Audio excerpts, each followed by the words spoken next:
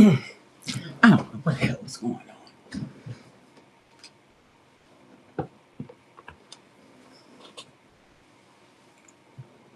Okay, it's just me here. I don't know. Let's see. It's all good.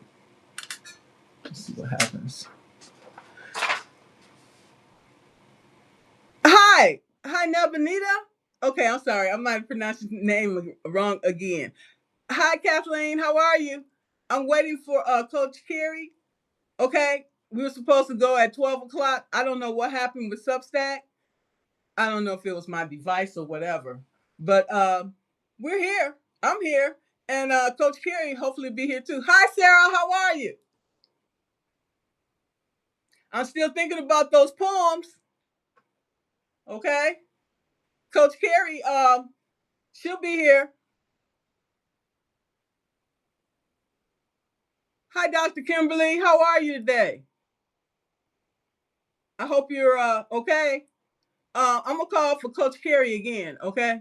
The devil is not going to stop this from happening. Okay. Coach Carrie has a lot to say. Awesome. Awesome. Yeah. Coach Carrie has a very powerful message. When I talked to her earlier today, I was like, girl, we should have went on and went live. Okay.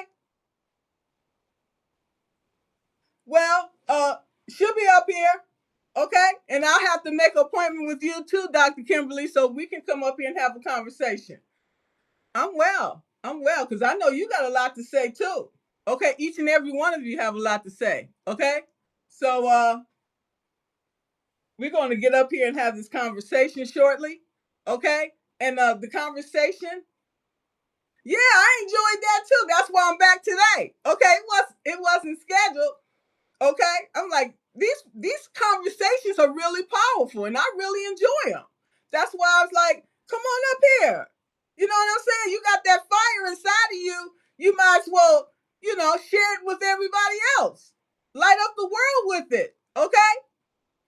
With these amazing gifts each and every one of you have. Okay? Uh so let me try to get her back up here. But in the meantime, we're gonna talk about it. Okay? We're gonna talk. I'm gonna tell you what we're gonna talk about. Okay, I can start with that.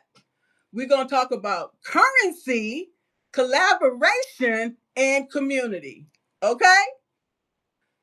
The three C's that are very, very important in our lives. Okay?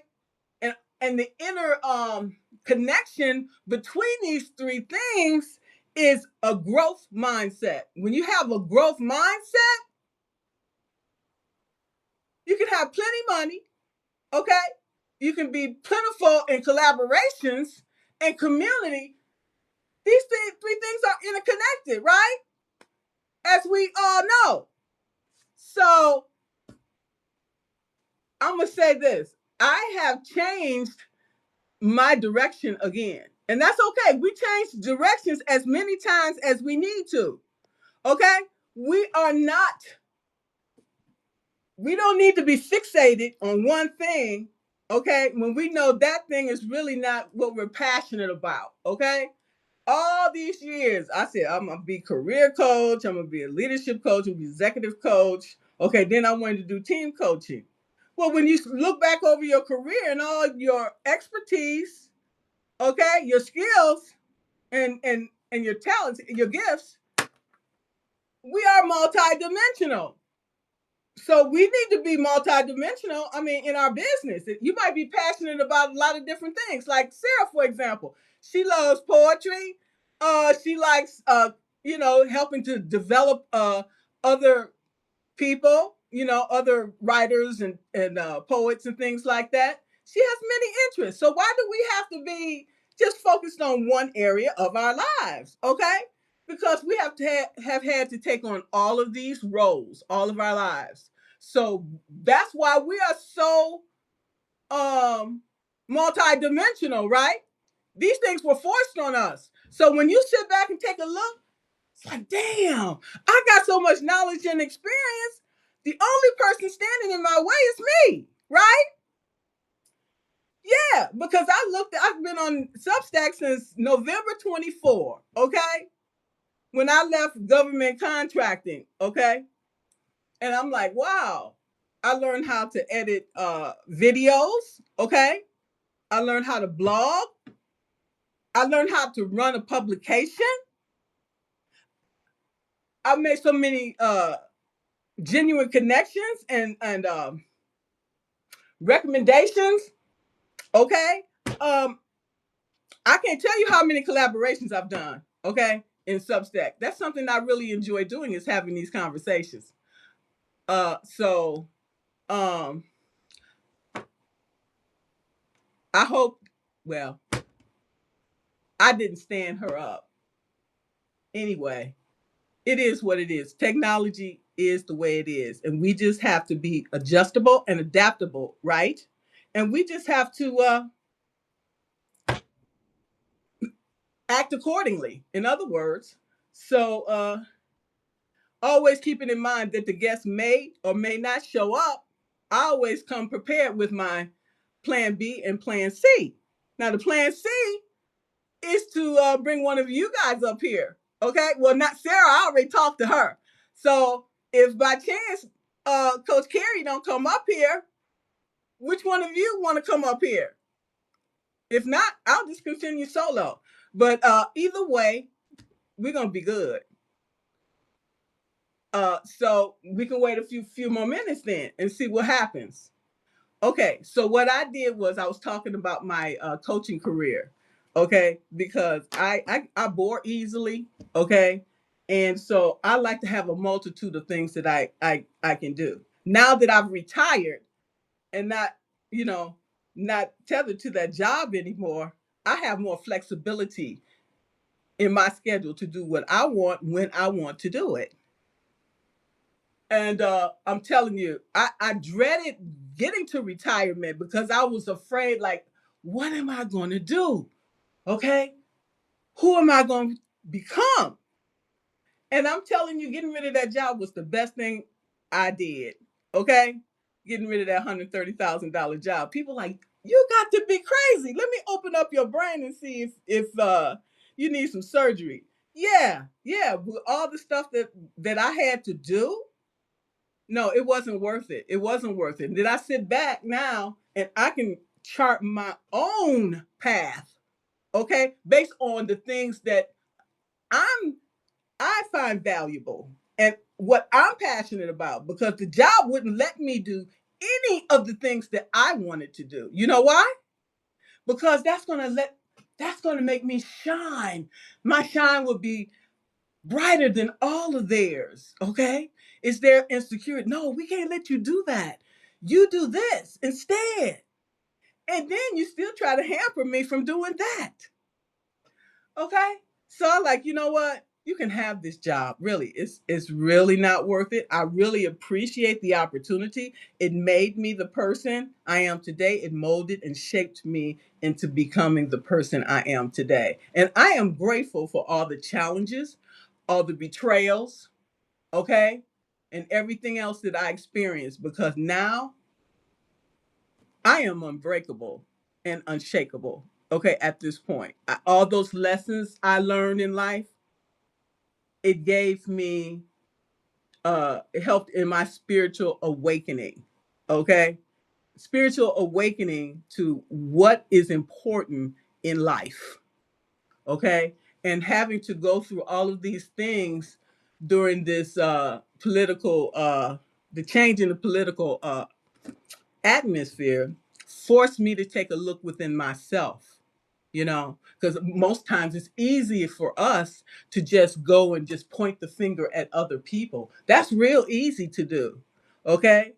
But having to face yourself is the biggest challenge of all. And a lot of people run from that. I know I ran from it many years because, like, oh, I don't want to deal with that. I don't want to deal with all that trauma that I left behind. But little did I know, I didn't leave it behind. It stayed with me. Okay? So that's why I kept choosing the same type of people. That's why I kept getting in the same situations and having to find a way to run myself out of these situations is by not paying attention to what my body is telling me, not paying attention to what my intuition is telling me. And so I was getting myself in these predicaments, not no one else. Okay? No one else. I can only blame myself. So when I decided after I retired, I had plenty time on my hands. Okay? And that's something when you have all this time and you used to moving and working and all these things and you have to like, wow, now I got to really look at myself. Okay? This is who I was when I was working this job. But that's not who I am today. Okay? Who I who am I today? So I had the first, like I moved 8 times each. And so after I got everything in one place, I had to go through those boxes. I had to go through that, all those memories, you know. And yeah, I shedded some tears, but it's okay. It's tears of joy to know, okay, I no longer need this. It's no longer serving me. And besides, it's in a box anyway. If it's in a box and it's just collecting dust, I'm sure this would be more useful for someone else who could use it. Okay. And taking these things that I've accumulated over my 39-year career with the Army to give those things away was freeing. Okay. Because I look back at my mom, she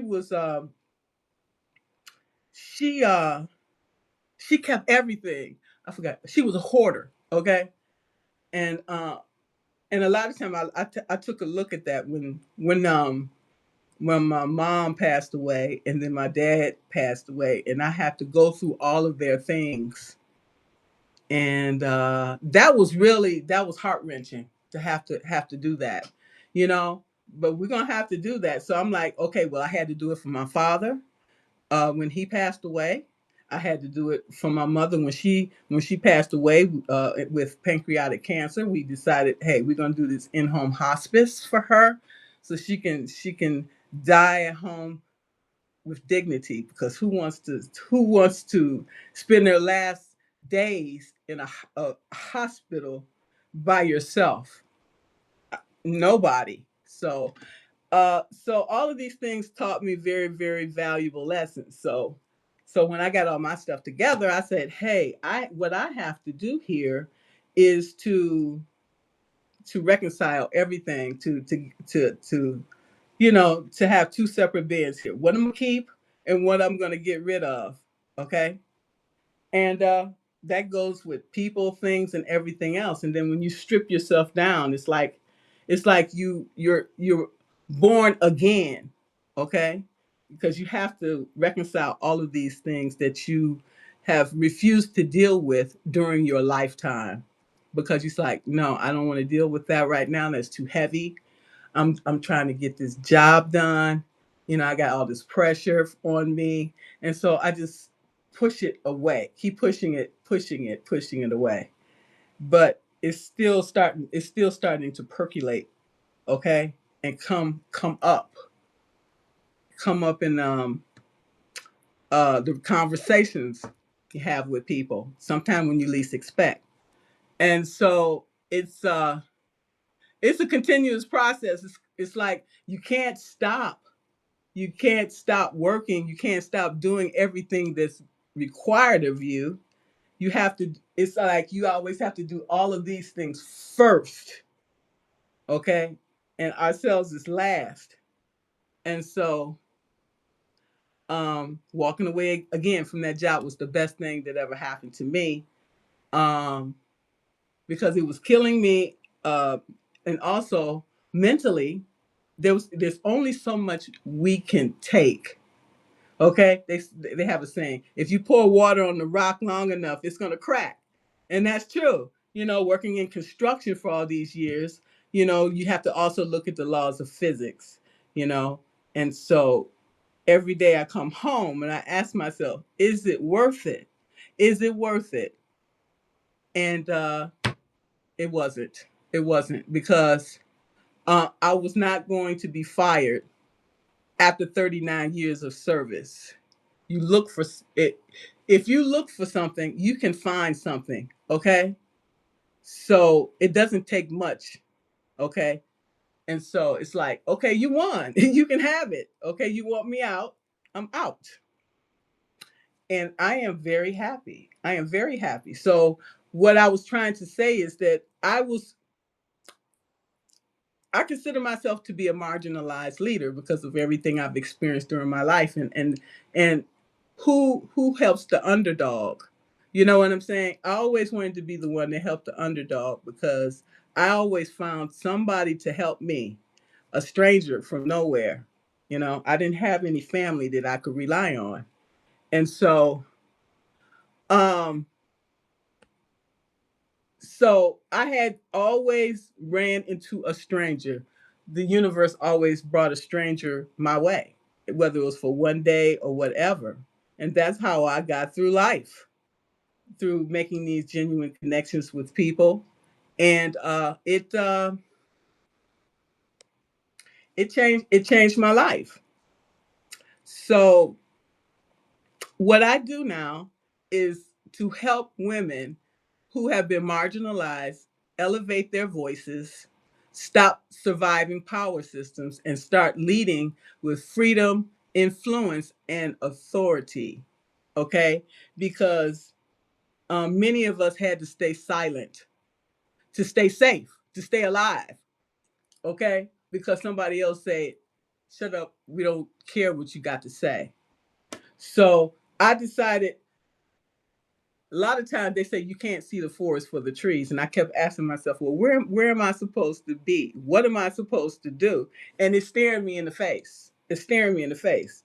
I am the marginalized leader. I am the African American. I am the woman. I am the one that was persecuted along with all of you. So who else better to help other women rise from the ashes and to elevate their voice so we can all be heard but me?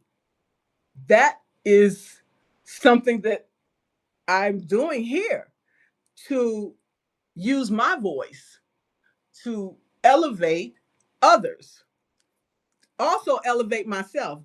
There's times that I had to speak up. I had no other choice. It's either you're going to continue to be stomped on, or you're going to speak up and fight for yourself, because most times there's going to be no one else to fight for you when you go in these rooms. When I went in these rooms, most times I was the only female and the only African American. Okay, so who is going to speak for us? And I asked myself that, after 39 years to surviving all of these systems that was not built for people that look like me, even though they say, oh, we're the equal opportunity employer. Well, they have to tell you that. They have to tell you that, because it's the law. Okay. But really, when I got in there, there was other women there were men there. Okay.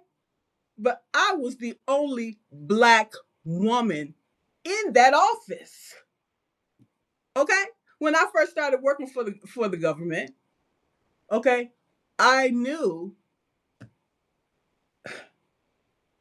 I was there was affirmative action. Okay?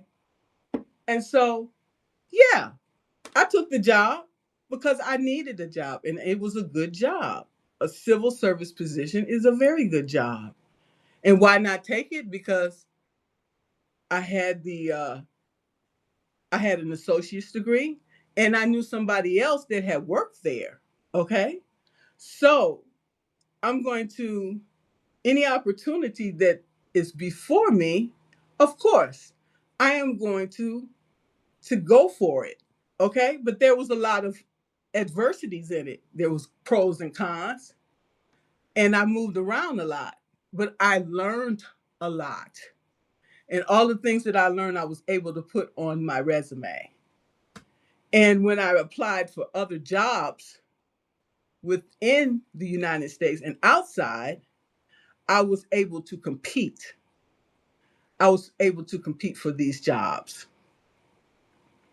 But everything takes time. and it takes patience. It don't happen overnight. Okay, so I was pretty scattered when I first came in.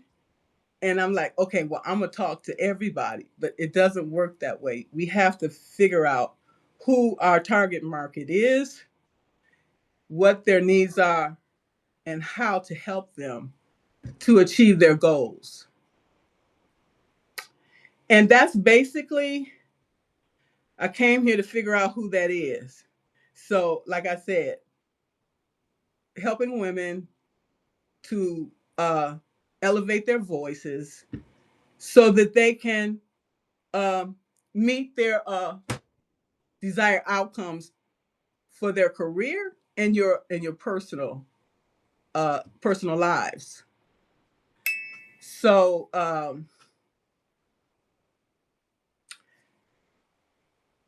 we have to continue to do this. Okay, we have to continue because it's not easy. It has not been easy for me either. But I keep showing up every day, being consistent, and that is what's important. And when we're consistent, and when we can do the things that are necessary to move ourselves forward, then we are positive role models for others to follow. And and with that being said, it's not easy, okay? But we just have to keep pushing forward anyway, okay? And so with that being said, I am looking at cultivating the community within the empowered leader, okay? And to bring people together. That's not to say that men cannot join, because men have a lot of the same concerns that we have.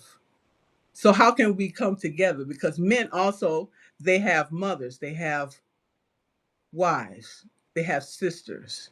So it's about us all coming together to create a world in which we can all live in peace and joy and harmony.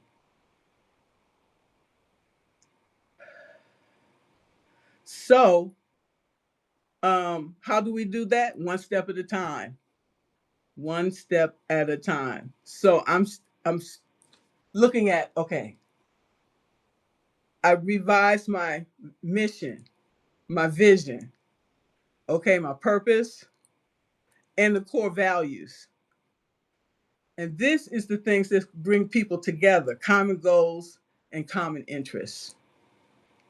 How can we come together to achieve our overall goals? The overall goal is to elevate our voice so that we are heard, okay? And we can use our influence and our authority to get into these rooms in which we have been eliminated from. It's going to take time, okay? Um, Obviously, it's going to take time, but we have to figure out how we can have these conversations to come to common ground with people. We do that by finding what we have in common. We have more in common than we have differences. Okay? So with this in mind, is there anybody have any questions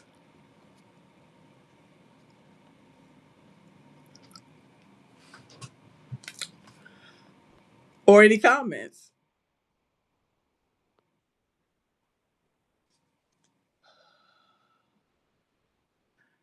Well, as far as with money,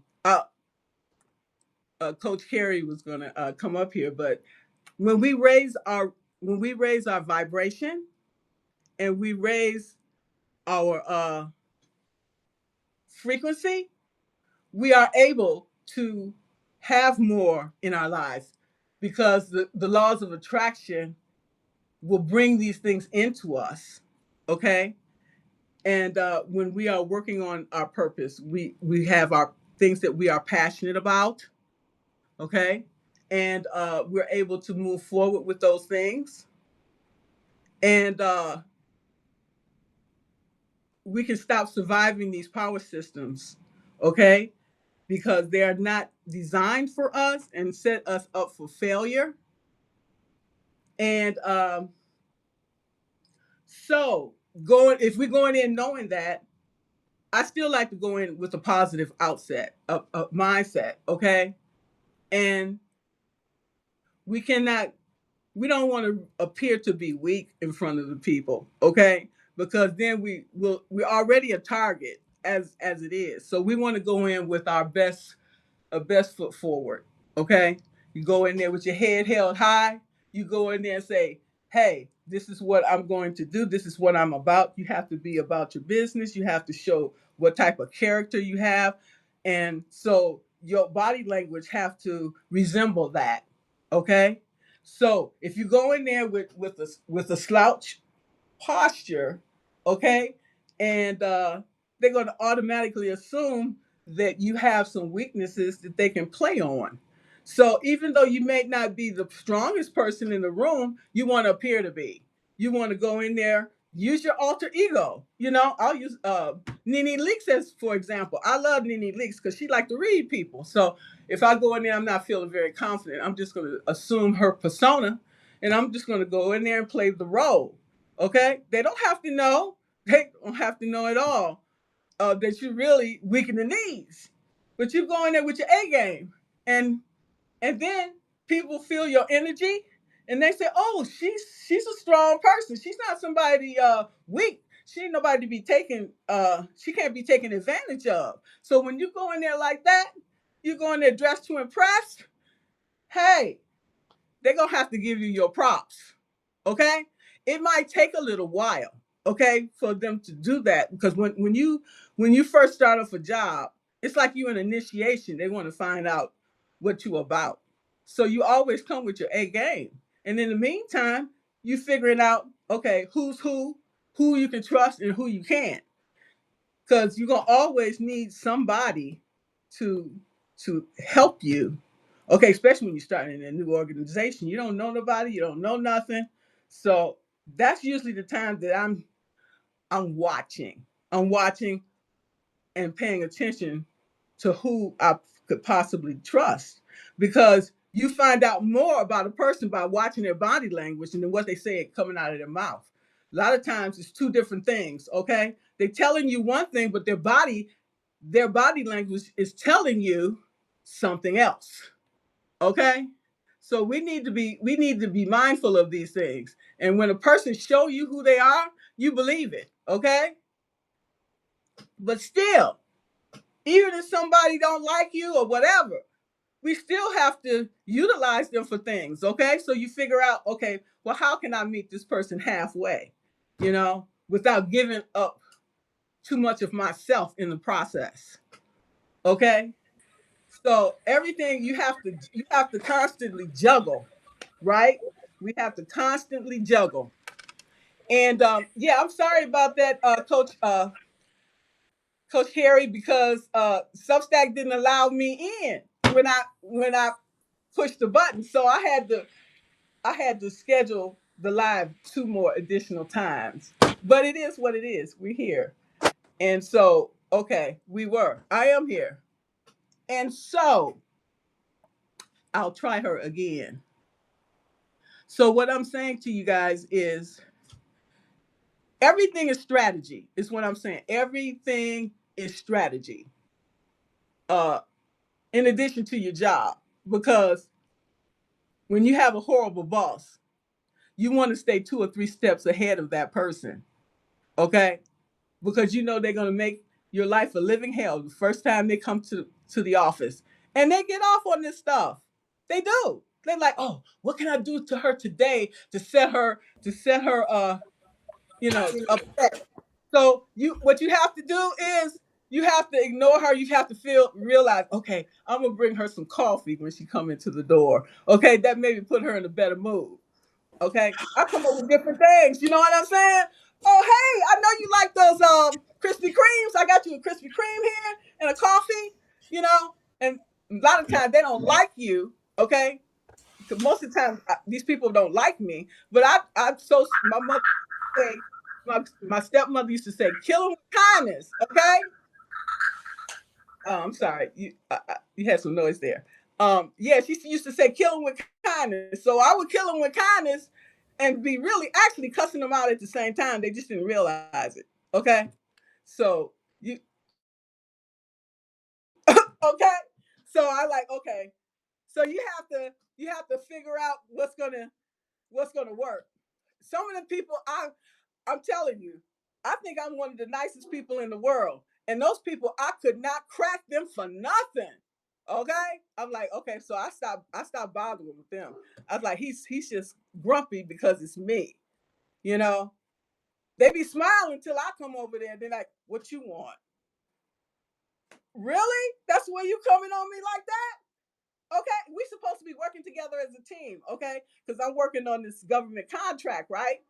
And so all the information that I need the I need the engineer to help me so I can do this report. So, anyways, we have Coach Carrie here with us, who is a licensed financial and clarity coach who specializes in helping individuals move from financial confusion to long-term stability. Okay? And operating under the brand GR8 Finances, Great Finances, is her coaching philosophy, is centered on the mantra confusion is expensive, clarity pays for life. That's right. That's right. That's right. And I'm so happy to be here. We have we're definitely in different time zones. So you're in Alaska, I'm in Indiana, and we just met today on Zoom. I saw that you had another live. I was actively engaged in the comments. We jumped on a Zoom this morning, and here we are this afternoon. But my calendar says that we don't start for 15 minutes. But I saw that you were already live. So you said it's 4 p.m. scheduled for 4 p.m. my time. I'm like, what? I said, Margaret is already live. And I said, okay, well, maybe she's just doing like a pre-live show.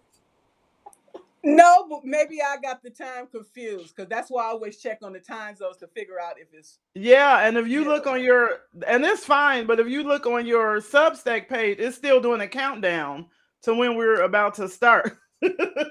Well, that's because I got a glitch. I don't know. Here we are. Here we are. Okay. And is. Yes. So I know you specialize in you're a clarity coach. You're also a visibility coach and Mm-hmm. a keynote speaker. I am. Yeah, Okay. so just in terms of my hopefully my mic doesn't disconnect.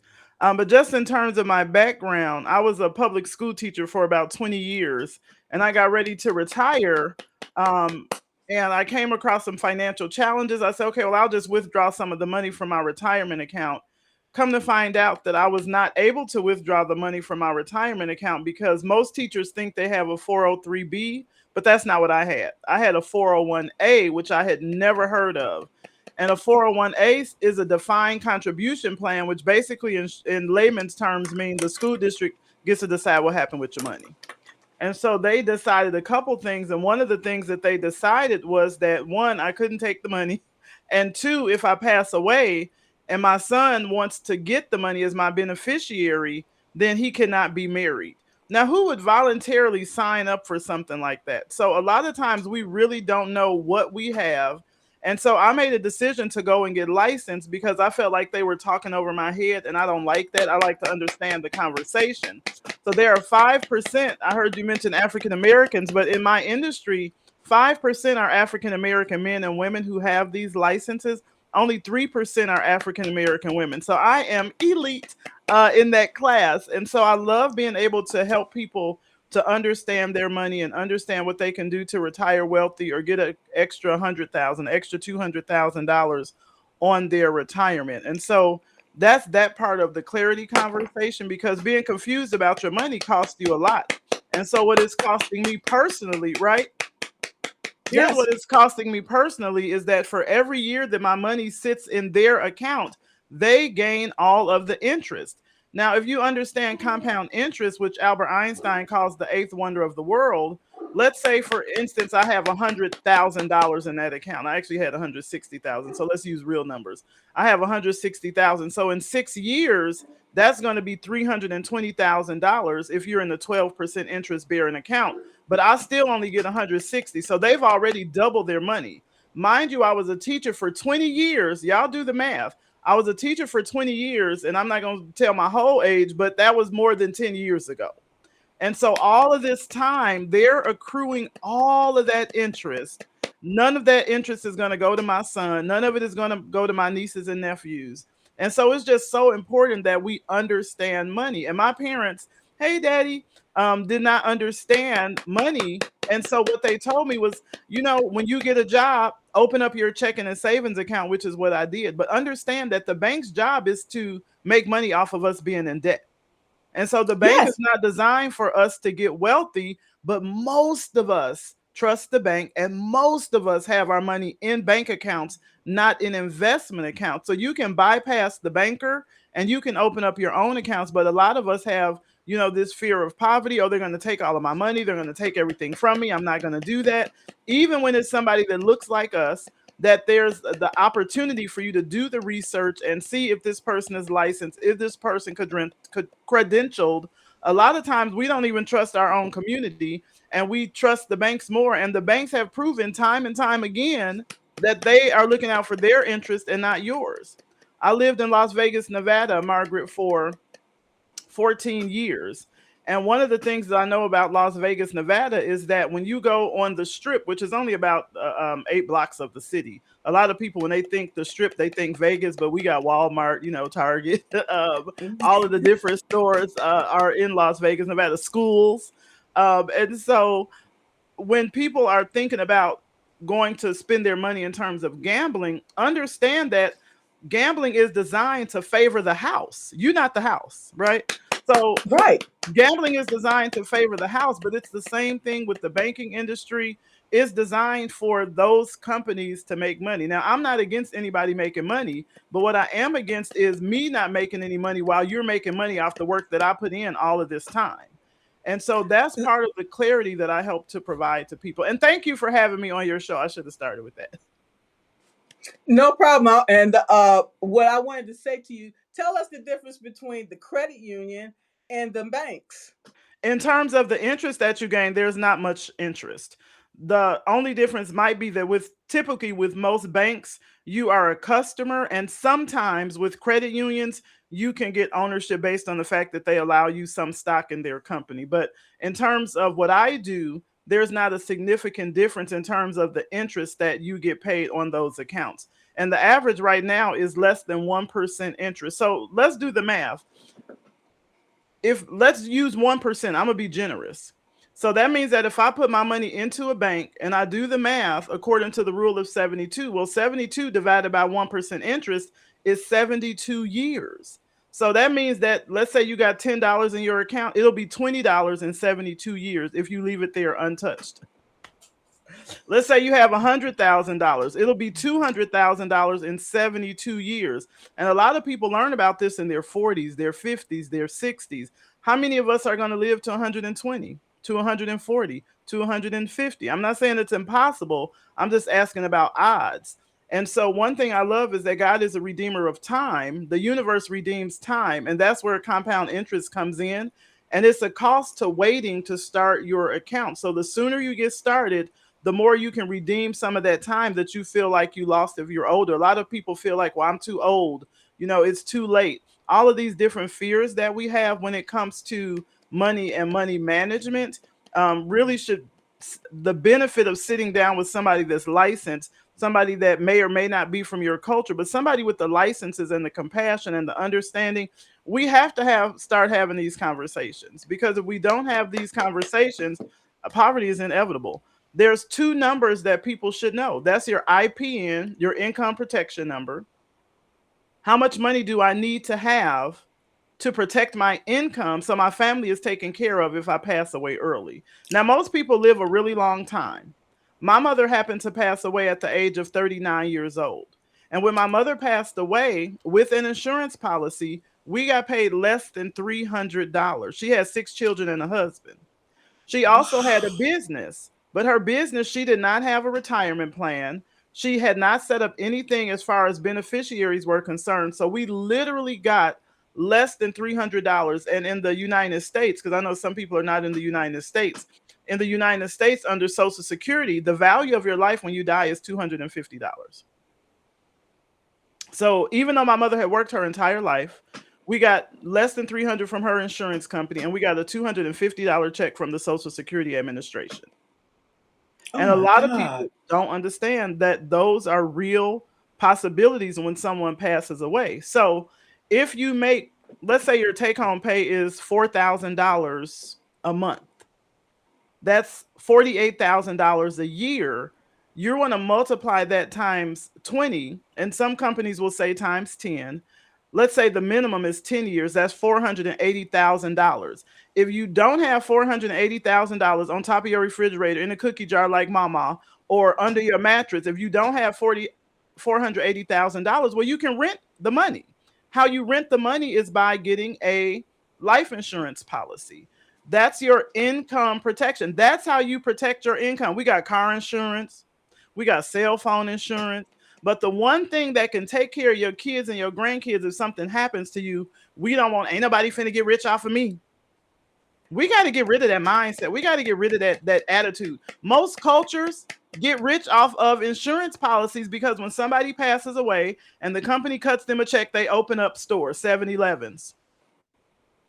They open up beauty supply stores in our neighborhoods, in any neighborhood that will allow it. They open up these stores in the communities, and I bet you, just speaking of from a cultural perspective, if you start putting value on your life, I bet you we stop being shot down in the streets by those who are supposed to serve and protect. Because if they know that every black child, every white child, every Hispanic child, every Asian child is worth $1 million to their family, oh, they're going to let you live. So that's just part of that conversation that needs to be had. And we need to be transparent and we need to be real about it. Let me ask you a question. Mhm. That don't even include a person's burial to bury you. So where that money's supposed to come from? Exactly. And that's why a lot of people put up those GoFundMe accounts, but GoFundMe is not life insurance. They take a large part of that money from families. And then it's really unfair, if you think about it, to put up a GoFundMe and ask people to pay for stuff that you're supposed to be responsible for. That's your responsibility. I'm working to take care of my son. Other families are working to take care of their children. You can put up $25, $50, $75 a month, $100 a month, depending on your age, to get a plan in place to protect your income. And it really is misnamed. It shouldn't be called life insurance. And that's why I don't call it that, because it doesn't protect your life. It doesn't replace your life. It replaces the value of the life based on the income that they provide to the family. It's an income protection plan. So that if something happens to me, that $4,000 a month that I was bringing to my family to pay for the light, the gas, the car, the mortgage, if I pass away early, like my mother did, then that $4,000, $10,000, whatever your income is, that money is still coming in because somebody got to take care of the children. Somebody has to pay for the after school fee. Somebody got to buy the football uniform. Somebody got to pay for getting the hair done. Somebody has to pay for the transportation. Children are expensive. And so if you have your income protection plan in place, that allows you the opportunity that, God forbid, you pass away early, your family is taken care of. Let me ask you a question. That's the benefit of that part of the conversation, but that's only the first number. Go ahead. Yeah, well, I want to ask you about the cost of long-term care. I couldn't even afford to sign up for that plan, you know. That ain't even taking that in consideration, because if you get sick, and you need somebody to come in and bathe you and stuff like that, that's covered under long-term care. That's not covered under Medicare. It's not covered under, your other health plans. Mm-hmm. Yeah, and that's why it's important to sit down with somebody and put together a plan that will work for you. There's different types of life insurance policies. And so a lot of times I get the question, well, what type of policy should I get? Which type of policy is best? I don't know until I have a conversation with you, because I only do individualized, customized plans for people that I actually sit down with. And so I'm never going to say that the plan that I should get is the plan that you should get, because I don't know that until I sit down and have a conversation with you. I don't know how much money you have saved up. I don't know what your age is. I don't know how long people tend to live in your family. It's a lot of information. I don't know how much debt you have. I don't know how much you've already saved up. So all of those questions are part of a comprehensive plan. And the reality is, it's called the financial needs analysis. And people have taken that term and they say, oh, I'm doing your financial needs analysis. And then they'll show you a 2-page document. Baby, that's not a financial needs analysis. That's, let me show you what products and services I offer so you can pick something so I can get paid. A comprehensive financial needs analysis, the facts are that it can only be done by somebody with the licenses that I have. So a comprehensive financial needs analysis looks at can I help you reduce your debt so that you can invest your money. And I live what I talk. So I used to have T-Mobile. I used to have AT&T, but AT&T kept dropping my calls. No shade, AT&T, but y'all did. And so I have Verizon. They was costing a grip. And so then I ended up with T-Mobile. And so I have an iPhone and I have a Samsung phone. But what I realized is that I also have a tablet. And then I also have, and I can probably hold all the stuff up if I stand up and get it. But I have, like, the cell phones, I have the tablets, all of this stuff, right? That is expensive per month. Don't look at the dirty fingerprints, y'all. And so what I realized is, and then I have the watch and the earpieces, right? All of that stuff is part of my phone bill plan. And the reason I'm bringing this up is because I want to really be transparent. I was paying about $400 a month combined for all of the services. What I realized is my house has Wi-Fi. I pay for internet services. It's about $100 a month. And in my car, I can get Wi-Fi for about $25 a month. So that's $125.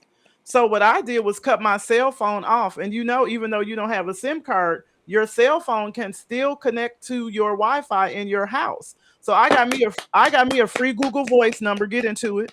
I got a Google Voice number, and I can talk to anybody at any time using Google Voice. And when I get in my car, I connect to my Wi-Fi.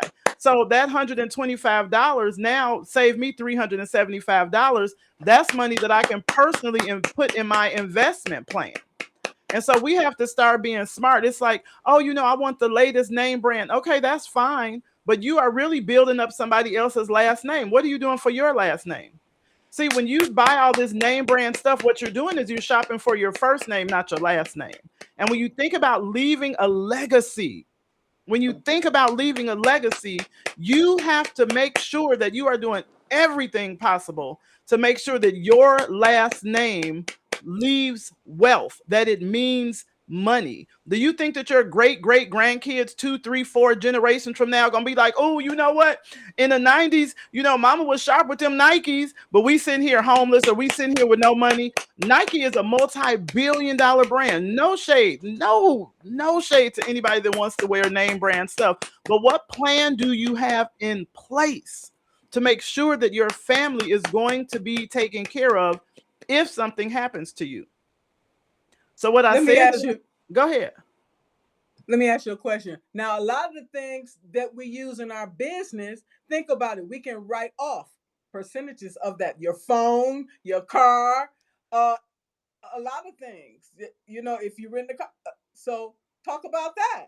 So the thing is, I remember having a conversation with somebody, Margaret, and they were like, a little offended because one of the things that I said is that rich people and poor people, and I believe those are mindsets. It has nothing to do with money initially. But a person with a world-class mindset, and a person with the poverty or working class mindset, the difference is that we do the same thing. Rich people talk on the phone just like we talk on the phone. Rich people may go swimming in their pool at their house just like, middle-income Americans or middle-income families swim at the pool in their house. The difference is exactly what you said. Poor people have bills. Wealthy people have expenses.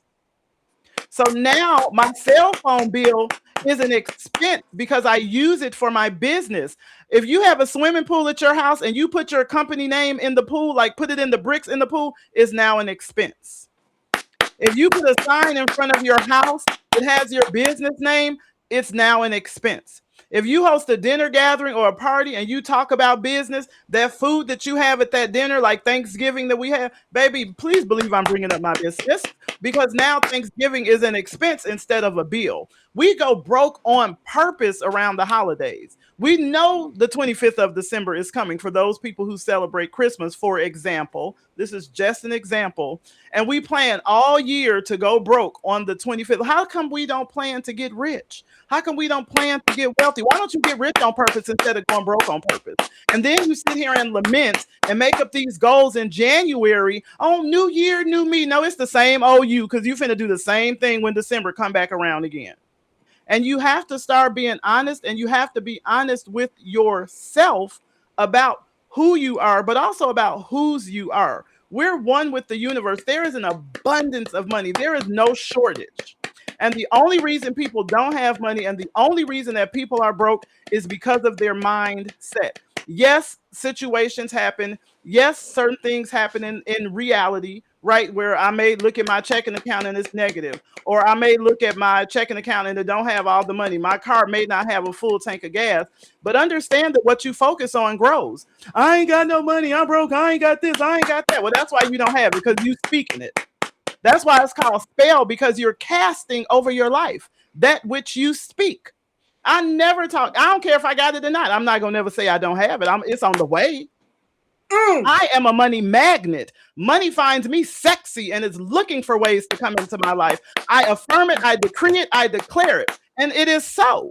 And so what are you speaking over your life? I don't care if your bank account is negative right now. You need to put in the chat, I am a money magnet. You need to put that in the comment section, because you have to write the vision and make it plain.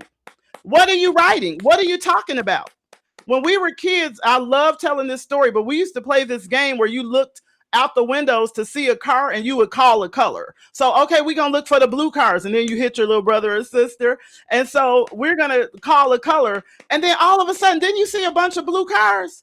Yes. We didn't know that that was our reticular activation system in action. You can do the same thing with money. You can do the same thing with wealth. You can do the same thing with prosperity. You can speak it over your life. But you're sitting here talking about what they're doing in the government, what they're doing in politics, what they're doing in religion, what you don't have. Stop talking about it. Stop talking about it. And discuss wealth, discuss prosperity. Start talking about having wealth conversations. I don't have not-for-profit conversations anymore. And I'm only telling you this because that used to be me. Woe is me. I have for-profit conversations. If it's not something that's leading to a profit financially, emotionally, spiritually, or physically, Coach Carrie don't want to talk about it, baby. Don't want to talk. Don't want to discuss it. Yes. Period. So there it is. So that's what I would say. Start learning how to have expenses. You live the same life. You just get to write it off, like Margaret said. So start having expenses instead of bills. Yep, you got to pay the cell phone, the light, the gas, the car, the internet. But though all of those things for wealthy people are now expenses instead of bills. And so you can have whatever life you living right now. You're just a thought away, a meditation away, a prayer away, a word away from getting the life that you truly deserve. And all of us deserve to be wealthy. All of us deserve the right to the tree of life. We all deserve it. Now, but we need to tell each other that. We need to tell ourselves that. Yeah. And I offer, and probably some part of the challenge is that we are fed so much negativity so often that we start to believe those lies. Now, Sensei Fred Jordan, I don't know if he's on here, but he is somebody that you all should connect with and that you should reach out to. One of the things that he helped me with was the reframe. Because when I tell you I used to holler and roll, Margaret, I'm a professional. Okay. I used to, and he said, Coach, why don't you live in your preferred existence? What? Live in your preferred existence, because he says that you have to become it here before you can become it. So I start walking around, I'm a millionaire, I'm wealthy, I'm prosperous, I'm thriving, and so I am. And so you have to start having those conversations first with yourself, because that narrator, that negative voice, you ain't gonna be nothing, your mama wasn't nothing, you ain't gonna be nothing, you're this, you're that, and it's whispering those, but it's in the sound of your own voice. And that's why I had to get a coach. All the people that win at anything have a coach. The LeBron James, the Michael Jordans, the Serena Williams, the Cocos, they all have a coach. And what I know about having a coach is that if you want to win a game, you better get a coach. But here's the second part. You also have to be coachable and not chokeable, right? And so you have to be coachable. So you need to get a coach. If you want to win the money game, you better get you a money coach, right? And so one of the things that my coach told me was, when that negative voice comes up in your voice, Carrie, you ain't going to be rich. Carrie, you ain't going to, whatever it's saying to you, right? You're not smart enough. You too old. It's too late. Whatever those voices are saying to you, that's why it's important. Everybody with a cell phone can take their cell phone, press the record button, find the record app, and you can record it as if you are speaking to thousands of people. I am wealthy. I am prosperous. I am a millionaire. I make $200,000 a month, right? People are looking to do business with me. I excite every room that I go into. I am. You affirm it in the present. Not I'm about to, not I'm finna, not I wish, not I shoulda. I am that I am, because whatever you say, that's what it is. And so you record yourself talking to yourself empowered. And when you feel sad and when you feel down and when your own voice is telling you, oh, you're not going to be able to do it, then you have that recording that's much louder than that little tiny voice. You have that recording that's like, yep, you can do it. You am somebody, as Jesse Jackson would say, okay, I am somebody. Yes. And so you have that voice that speaks life into you when you feel down, when you feel sad, when you feel bad. You have that voice in the sound of your own voice that speaks life into you, because you have to retrain. This Aquaphor is doing what it's doing. Okay, look at that melanin, baby. But you have to retrain. I'm like, look at it, I'm shiny. But you have to retrain that voice, right? And make sure that you overpower it, but it has to be in the sound of your own voice. And that's super, super important, because so many people speak negative to us. I wouldn't even be talking today, right now, if it wasn't for my mother, because I had a teacher in the 3rd grade. She had us to write a poem, and I'm an amazing poet, okay, and I know it. And so she had us to write a poem and come in front of the class and present the poem. Well, one young lady, Kelly, I won't say her last name. It could be a lot of Kellys on the planet, but this is 3rd grade, and Kelly got up and said her poem, light skin, blonde hair, cute little poem, no shade. Listen, Kelly did her thing, and everybody applauded. Great job, Kelly. So, and the teacher recorded it. And so when I stood up, my little 8-year-old self, and I was like, okay. And I started reciting my poem. What the teacher did, she recorded it, and then she played it back. And in front of the entire class, she said, ugh, you sound like a little boy. What did that do to my 8-year-old self? I didn't talk to that. I'm not going to say I don't use profanity, but I ain't talked to her for the rest of the school year.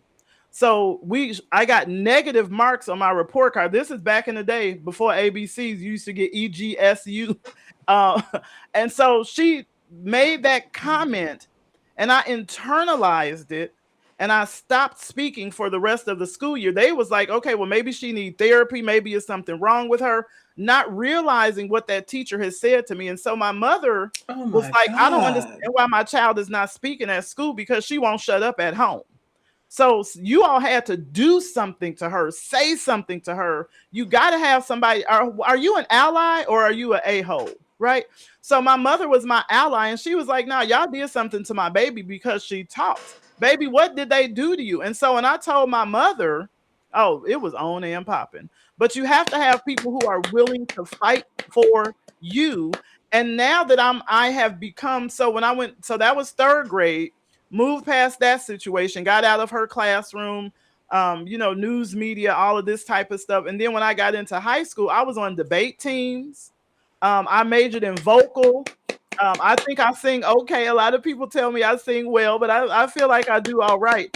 But what I did was I learned how to use voice and inflection to speak to people. And I do a lot of speaking, and it's complimentary, but a lot of people were getting paid off of my voice, off of me coming to their events and speaking. And I said, you know what?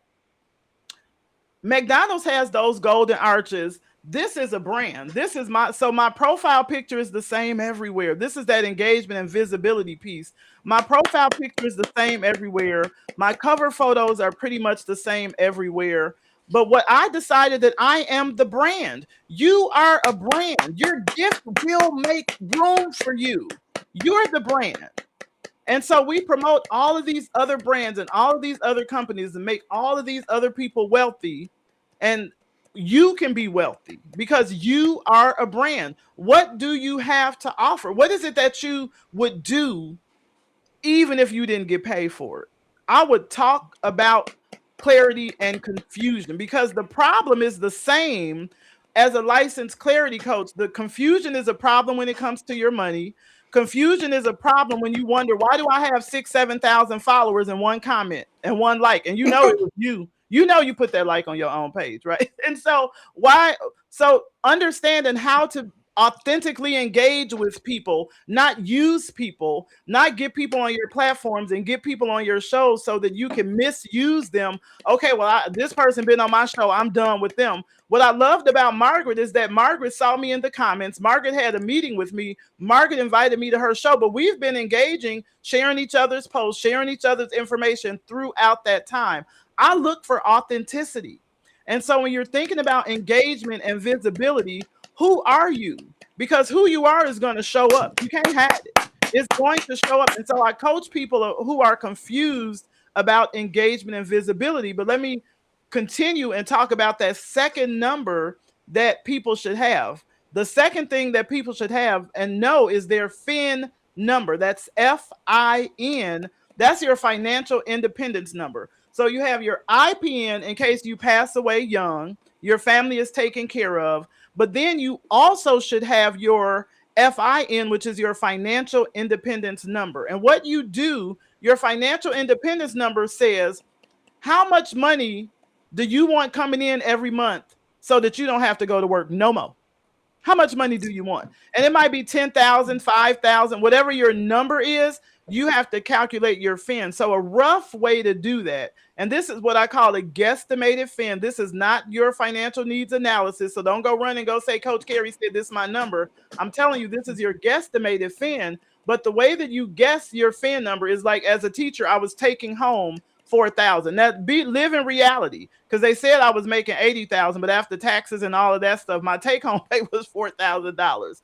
So that same $48,000 a year, that's how much money. And then you take that and you multiply it by 4%, which means that for me to retire, for me to stop working and pay myself $4,000 a month, I need $1.2 million in my account. Understand, I had 160,000. I wasn't even close. I fell out. Oh, right. Was not even close. And a lot of people, because they pay us so small throughout most of our life, we see 160,000. We like, oh, that's a bar. I'm finna. No, you're not. You're gonna be off work 2 years and you're going back. Because if you do the math, if you retire at 65 and God blesses you to live until the age of 85, that's 20 years. $160,000, which is what I had, divided by 20 years is $8,000 a year. Who can live off of that? Nobody. With no other money coming in. So the goal is to figure out what your financial independence number is, and then develop a plan with a licensed financial coach to help you to reach that number. And you're not going to get $1.2 million with your couple $100 in the bank. It will never multiply fast enough for you to get that 1.2 million. It just is not going to do it. Now, the third part of that conversation that I have with people is, as your children are young, your IPN number is important. The part that most people in our community miss, is, what do I do between IPN and FIN? Well, that's where you start that wealth accumulation process. Because I'm going to be honest with you. The goal is not for you to have life insurance your whole life. See, that term whole life got us mixed up. Oh, I'm supposed to have life insurance until I'm 100. No, you're not. Because when you retire, you can't buy no groceries with a life insurance policy. You rather have a life insurance policy, or would you rather have money? So you get your life insurance plan now just in case something happens. But most people live a really long time. And what you want to do is to start moving yourself into a position where you are what we call self-insured, where now I have $480,000 in my account. I no longer need to have that $480,000 life insurance policy because now I got the cash. But the cash don't just show up. You got to put a plan in place, stick to the plan, and acquire the money that you say that you want to have. You can have any amount of money that you want.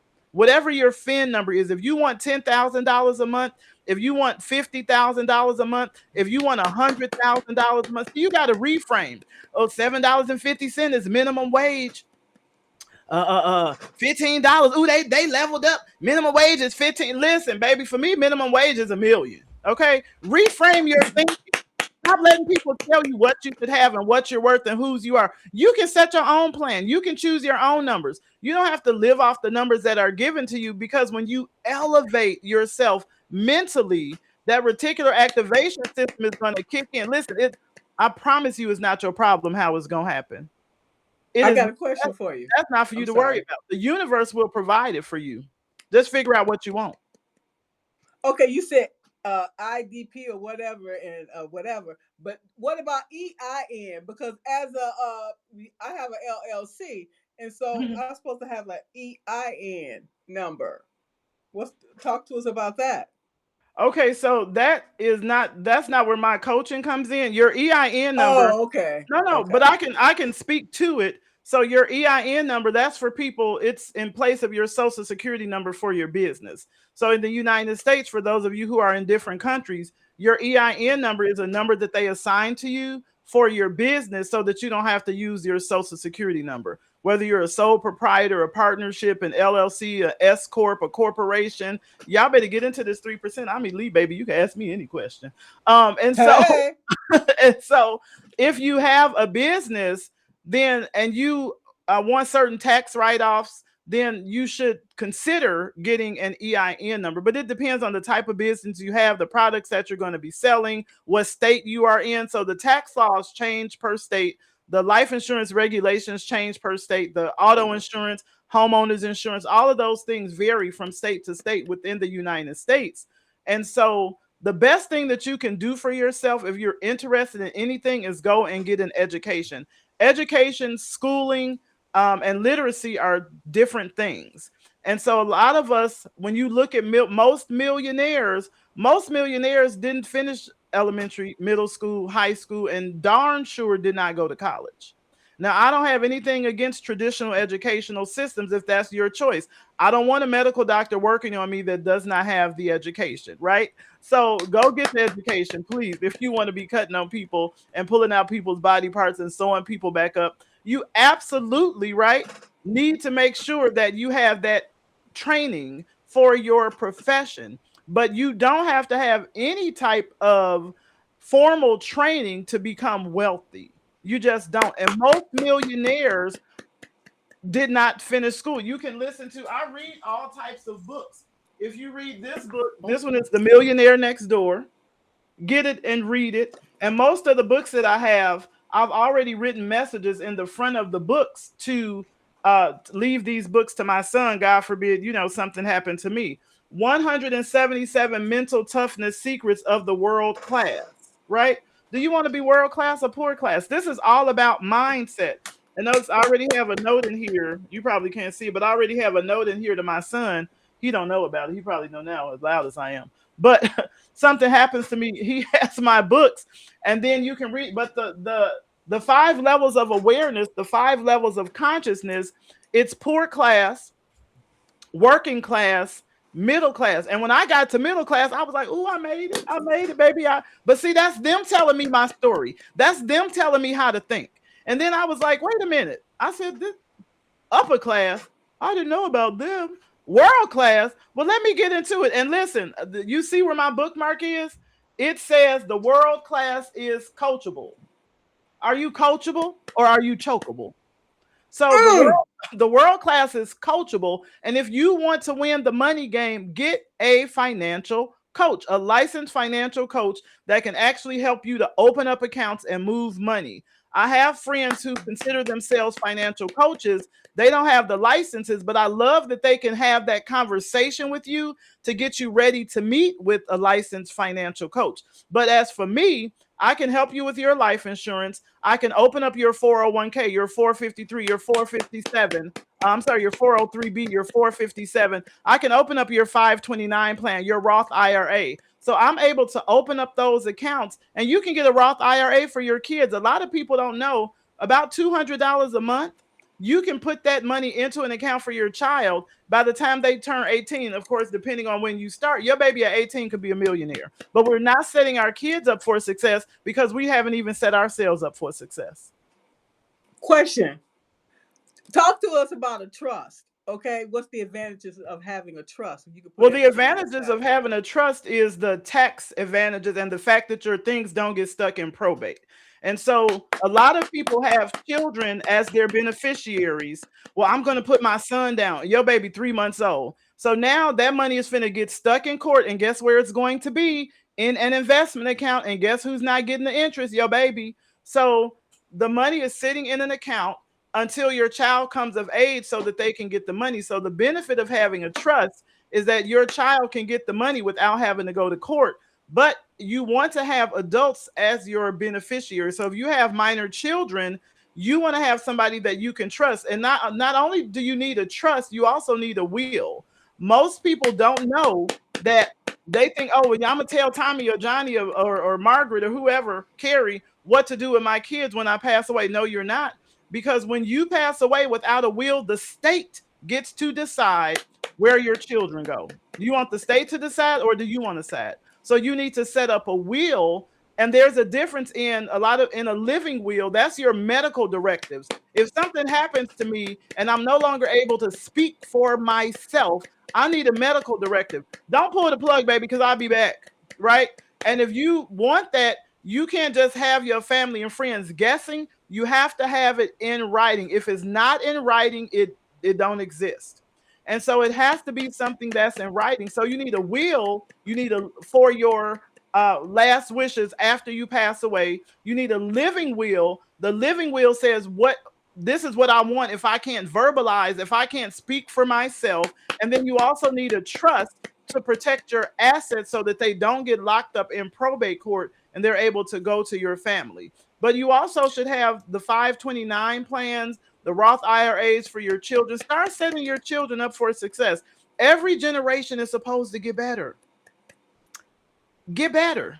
Do better. Be better. We are better. And you have people who are willing to have conversations with you to help you to get into position so that you can live the life that you deserve and pass down. Listen, don't pass down not another recipe. Stop passing down poverty and pass down prosperity.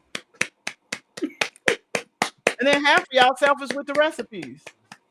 I ain't gonna say the name of my family that still won't get. I'm still waiting on the recipe right now, and the person's still alive. Listen, stop just passing down recipes and poverty and pass down prosperity. You can pass down wealth to your children, to your grandchildren. If you don't have children, pass wealth to your nieces and nephews. But you can pass down wealth. Or you can give it to the Humane Society or lupus, whatever. Absolutely. Absolutely. And a lot of people who are wealthy are philanthropic. Look at Scott McKenzie, Jeff Bezos' ex-wife. That money, she has money beyond money, right?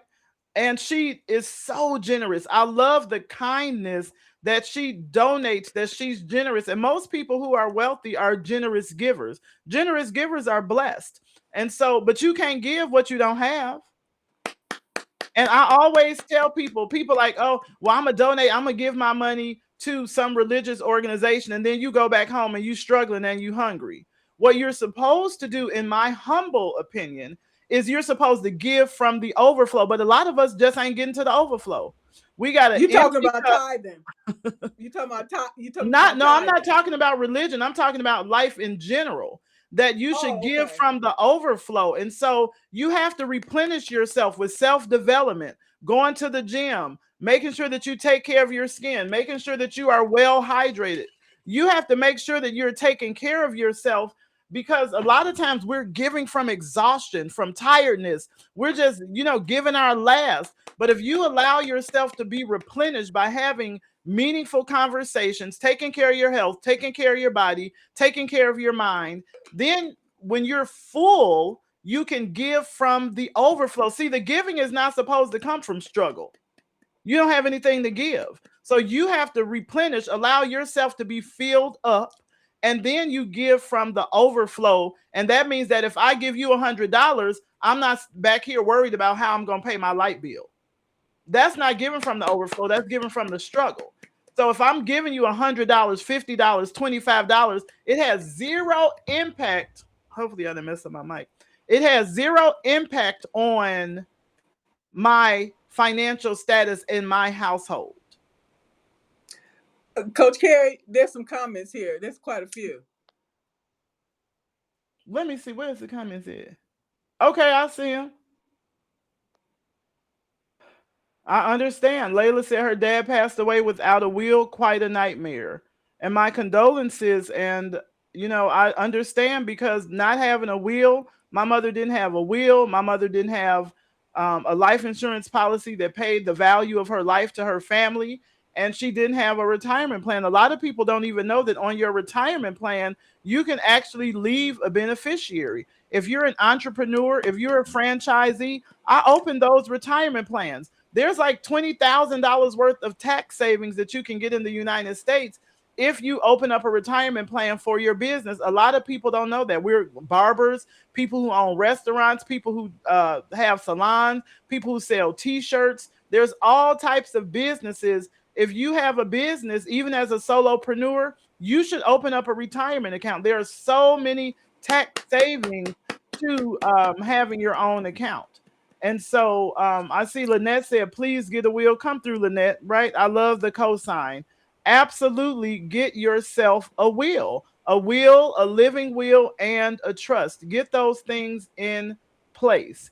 And yes, Roth was the senior senator in Delaware. I love the history of how the Roth came into existence. If you all don't know that story, make sure you look it up. It is a great story. Love that your husband has that book. And I agree with you, Layla, that entrepreneurship is about mindset. Lynette Husbands has the book, and Layla says entrepreneurship is about mindset. And it absolutely is. And I love and appreciate that you all are engaging in the comments. Hi, Michelle. She says, love it. Thank you. Enjoying this conversation. I'm enjoying this conversation too, right? Because that's what it's about. It's about having authentic conversations that we may not get to have any other place. So shout out to Substack, okay? Um, Hey, putting us in a position where we're able to have these conversations. And I love Substack. You can go live, you can record, and then post that. You can do an article, you can do a note, you can do a podcast.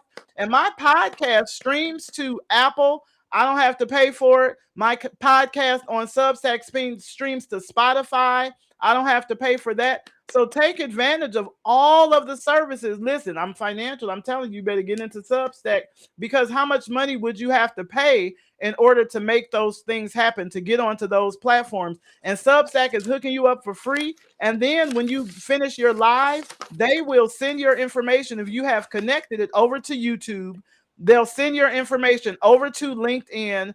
Make sure that you are connecting on all of those platforms. That's saving you money, but it's also saving you time as well, and time is money. So make sure that you are utilizing this platform and getting the most out of it. now talking about that's you talking about collaboration and community. Those Mhm. two things is a part of that, what you just talked about. Yeah, absolutely. Collaboration is a big part of it. And so you want to make sure that you're partnering with other people. See, I'm adding value, hopefully, to Margaret's community because there are people in Margaret's community that ain't never heard of Coach Carrie. Well, allow me to introduce myself, right?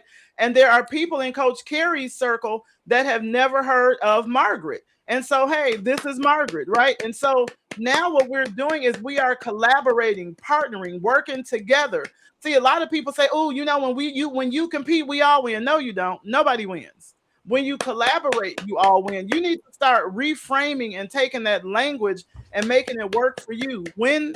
Sorry about my mic. When we collaborate, there are more opportunities for more of us to win because now people in Margaret's circle that did not know me, if they need financial coaching, I'll offer them a complimentary financial coaching session and tell them what their FIN number is. The financial needs analysis, I want somebody to Google this and put it in the comment section. What is the average cost of a financial needs analysis? Because I don't want you to just take my word for it. But financial needs analysis are not free. They cost money, but I offer them complimentary because I feel like everybody have a right to know. What are we working for? What are we working towards? And I want you to know what your financial independence number is so you can live in reality. How can you manifest what you want if you don't even know what it is? How can you manifest it? Faith without works. Well, how do I know what work to do? How do I know what to manifest, what to think about, what to speak about if I don't even know what my goals are? And so you need to have, just like you wouldn't get in your car and just, okay, I'm in Indiana. I'm getting ready to drive to Washington, D.C. No map, just guessing. Well, one, I'm probably going to run out of gas. Okay. Two, I'm going to end up lost, wasting a lot of time and money. It's the same thing with your money. You need a roadmap. So what I do is I offer a financial GPS to help you to get from point A to point B when it comes to your money. But you got to collaborate, work together, and partner so that people in your community know the people that you know who are adding value. But here's the other part about collaboration. You got to be willing to remove people as well. I always say either you have a circle, and I love using circle because circles expand when you add to them. Think of like a balloon. The more stuff I put in it, the more it expands, or a rubber band, right? And so Yes. it's expanding, but a lot of times you have, I say my saying is either you have a circle or you have a cage. And if you are in a cage, if you are a person who has cage-like animalistic like behavior where you're trying to pull people down, okay, get into it, Margaret. You're trying to pull people down, claw people down, tear people down, being passive aggressive, being mean, being hostile, then I'm sorry, Gaslighting. you can't stay in my circle. And I can't continue to introduce you to people in my circle if you don't have good intentions. So you have to be able to set boundaries. That is part of collaboration as well. Sometimes you got to have a meeting with yourself and say, is this really somebody that I should be with? Can you collaborate with yourself first? Okay. Is this somebody that should be in my circle that I should introduce to my circle? Do they have people that I know? Do they have their best interest at heart? Are they willing to add value, or are they just here to take, and take? And so when you collaborate with people, the ultimate goal is for both parties and the people connected to those parties to be infinitely blessed. My mother, although she passed away young, she would always say, live your life in such a way that others are blessed just from having known you. So just because you know Coach Carrie, baby, you already in the blessing business. You already in the blessing game. And so now, what are you going to do with the information that I gave you? You can use it or you cannot use it. It's up to you. You can use it or you cannot use it, or you can share it or you cannot share it. But a cheerful giver is blessed. So give from the overflow. And if you don't know how to be filled up financially, then you should talk to me. Yes, yes. I knew this was going to be a powerful conversation. Okay. Is there any Absolutely. questions? Is there any questions or comments? Any additional questions for Coach Carrie here? I just didn't realize how powerful you were. Well, Okay. I appreciate that. And likewise, you are powerful. You have, from my purview, at least 21 people who are listening in to this conversation. So you all drop your comments, drop your questions, just drop a hello so that we can subscribe to you. Don't just be an observer. Here's the truth. I love using sports analogies. So when you think about winning a sports game, first and foremost, you have a coach. But the only way that you get the ring, the only way that you get the trophy, the win, is you got to get in the game. So what happens is that people pay money. Now you're already in a deficit. Now you're taking your money that you work for, you paying it for the sporting event, and then you go up there and you sit in the stands. You're not in the game. So when you see LeBron James and Michael Jordan making millions, but you're paying to watch them make millions. Well, you can be a Michael Jordan in your own life. You can be a LeBron James, a Kobe Bryant, a Steph Curry. You can be those people in your own life. You have to get in the game of life, and you got to play to win. You have to play to win. And the way that you win games is through coaching. And it does not have to be me.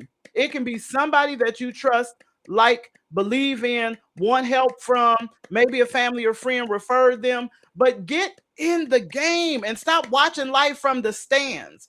Well, Coach Carrie, what do you mean watching life from the stands? The 40-40-40, you wake up, you go to work, you come back home, and then you teach your kids to do the same thing. You work for 40 hours a week for 40 years to live on 40% of what made you poor all of those years. So that's the 40-40-40. They're going to give you about 40% after taxes of what you already can't afford to live off of. So you have to consciously put yourself in a position for more. Figure out what you want, the one thing that you want, because there's mindset. And I had a conversation with somebody the other day. He said, Carrie, a lot of people talk about mindset. He said, but the win comes when you set your mind. I said, ooh. So you have to set your mind. I'll show another book that I love. And this is really the game changer for me. It's called The One Thing, right? It's by Gary Keller. He says the surprisingly simple truth behind extraordinary results. And the problem is a lot of us are focused on too many things. I'm going to have this. I'm going to have a t-shirt company. I'm going to have this. And I'm not saying you can't have all of those things, but get one up and running and functional and profitable. And then you can add an arm to that part of your business. See, I have 3 different industries that I'm in. I'm in financial services as a licensed financial coach. I also offer clarity and engagement coaching to help people with their visibility. Maybe you want to be a TEDx speaker. Maybe you just want to be invited to more podcasts. I got invited to over 30 podcasts in less than 60 days. I can show you how to do it. There is a method to the madness. So maybe you just want to be more visible. Maybe you want to start your own podcast. Maybe you just need help with your landing pages. Maybe you just want to upgrade your LinkedIn, or you're not sure what you should say in your about section or your bio. All of that is part of my engagement and visibility coaching. But the other thing I know for sure is that we have to save this next generation. My son did not do well in a traditional school setting. Now, he's very smart. His test scores are above the state levels. He did kindergarten through 8th grade, and he was in high school in the 9th grade. But I noticed when he would come home, he was just unhappy. He was just like sad and, sit in his room. And, I couldn't reach him. And so after having a conversation with him, I just discovered he didn't like school. He was bored. He didn't feel like he was learning anything useful. And he just really did not want to be in school. And so one of the things that I did as his mother is I withdrew him from school, because what they say, YOLO, you only live once. And I believe, and it probably because my mother passed away so young, but I really believe that the 24 hours that you get in a day, that you should spend most of your time doing things that you enjoy. And if my baby ain't happy at school, then my baby not going to school. Now, does that mean that I stopped educating him? Absolutely, unequivocally not. I know that most millionaires didn't go to school, so I'm fine with that part of it, right? But the other thing that I did is I have a program called Ashe, and if you don't know what Ashe means, I encourage you to look it up. But it's a call from the ancestors, similar to saying amen, right? And so Ashe is the name of my after-school program, but it's also an acronym which stands for Alternative, Self-Development, and Entrepreneurship. See, the school system is designed for you to be an employee. The school system is designed for you to work for somebody else. The school system is designed for you to teach your children how to do the same thing, to replenish the workforce. And so what I'm teaching my son is that self-development, that mindset, it starts here, but then I'm also teaching him entrepreneurship so that he can have his own business as well. It could be the same business I'm in or it can be a different business. But I truly believe that, and it's for ages 13 to 17 years old, but we really need to make sure that we are saving our children. And so that's my give back to the community in that way, is through the Ashe program. That's amazing. That is phenomenal. And that's what I was talking about the other day, is that we need to, you know, take our children's education more Hmm. seriously, and because they was teaching like through the Heritage Foundation, and they're doing all this programming, and it's not what they need to know. Okay? Because it's one-sided. It's not It it's is. not good. Yeah, and I'm not familiar with that particular program, but what I can say about most programs in general, I can promise you they're not teaching about money. How many people in that are watching, all 22 of you, how many people had a class that shows you how money actually works? I didn't get it in elementary school. I didn't get it in high school. And don't confuse how money works with your economics class, your finance class, your how to do your taxes class. That's all part of the system. That's all showing you, teaching you how to write checks. All of that is showing you how to keep your money in savings accounts, checking accounts with banks and credit unions. How do you become the person who is getting the interest off of the money that you have worked for? That's not being taught in classes. How you should acquire assets before you acquire liabilities. Sensei Fred Jordan brought that up the other day. That's not being taught in schools. What type of accounts should you open in order to get 9%, 10%, 12%? That's not really being taught in schools either. And so a lot of us go to these banks and credit unions and we have these less than 1% accounts that are never going to help us to get wealthy. And then we get stuck in that mindset because we really don't understand the history of life insurance, of investments. See, there was a time, and I know there are different ethnic groups on the platform. Love you all, but I'm going to talk just for a second about the African American culture in America. Post slavery, African American, well, during slavery, African Americans were considered property, and they would get life insurance on us as property belonging to Master X, Y, and Z. Then post slavery, we were able to get life insurance, but the company said the maximum that our life was worth was $10,000. So for years, and you still see that mindset. A lot of, oh, I just need enough to bury me. So we get these little $10,000 policies, and now funerals are double that. But we get these policies, and that's part of our mindset is that's all I need, that's all I'm worth. But when you think about your income protection number, aka life insurance, is what is the dollar value that I'm bringing into my household every single month. And then you look at your youngest child, you want to have enough coverage until that baby gets at least 23 years old. In our community, I say at least 25. My son told me he would never leaving, so hey. um, He's smart. He's smart. Right.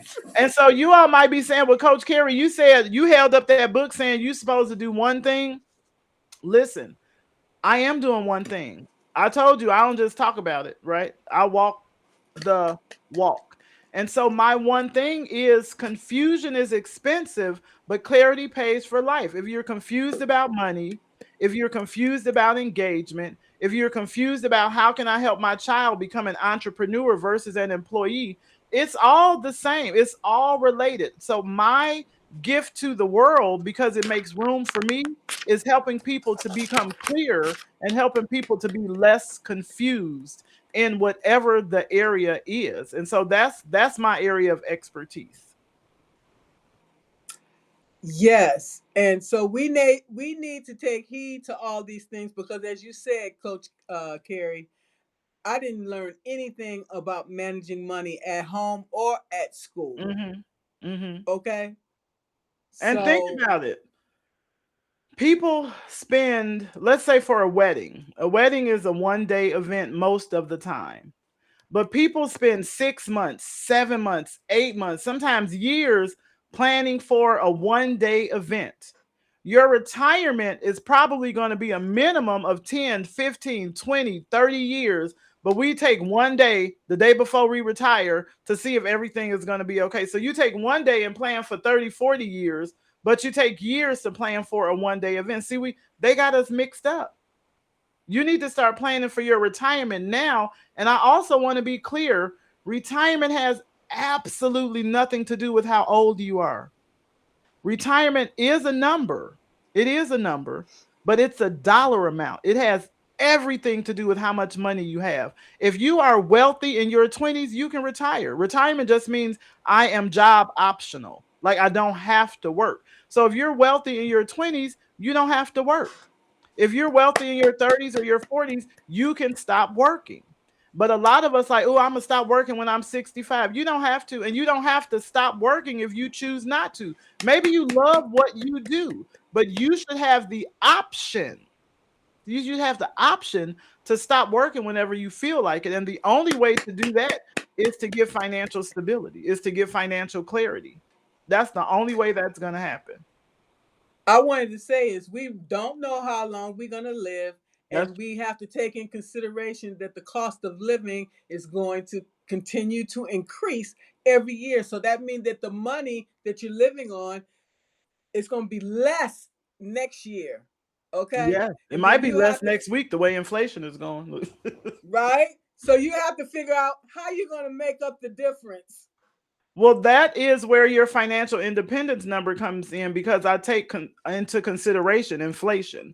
And so when you look at your take home pay, maybe for me, I'll continue to use myself as an example. It was $4,000. And when I first got the job, it was great because my bills were about $2,000, $3,000. Over time it continued to go up, but I'm still making $4,000, and now my bills are 5,000, 6,000. So when you saw the price of eggs go up and you saw the price of other commodities go up in the market, but your Gasoline. paycheck didn't go up, right? And so if inflation is at 7%, but you didn't get a 7% raise, well, now you're what they call short. Okay. And so Yeah. your paychecks are not keeping up with inflation. So when you do a financial plan, you have to take inflation into consideration.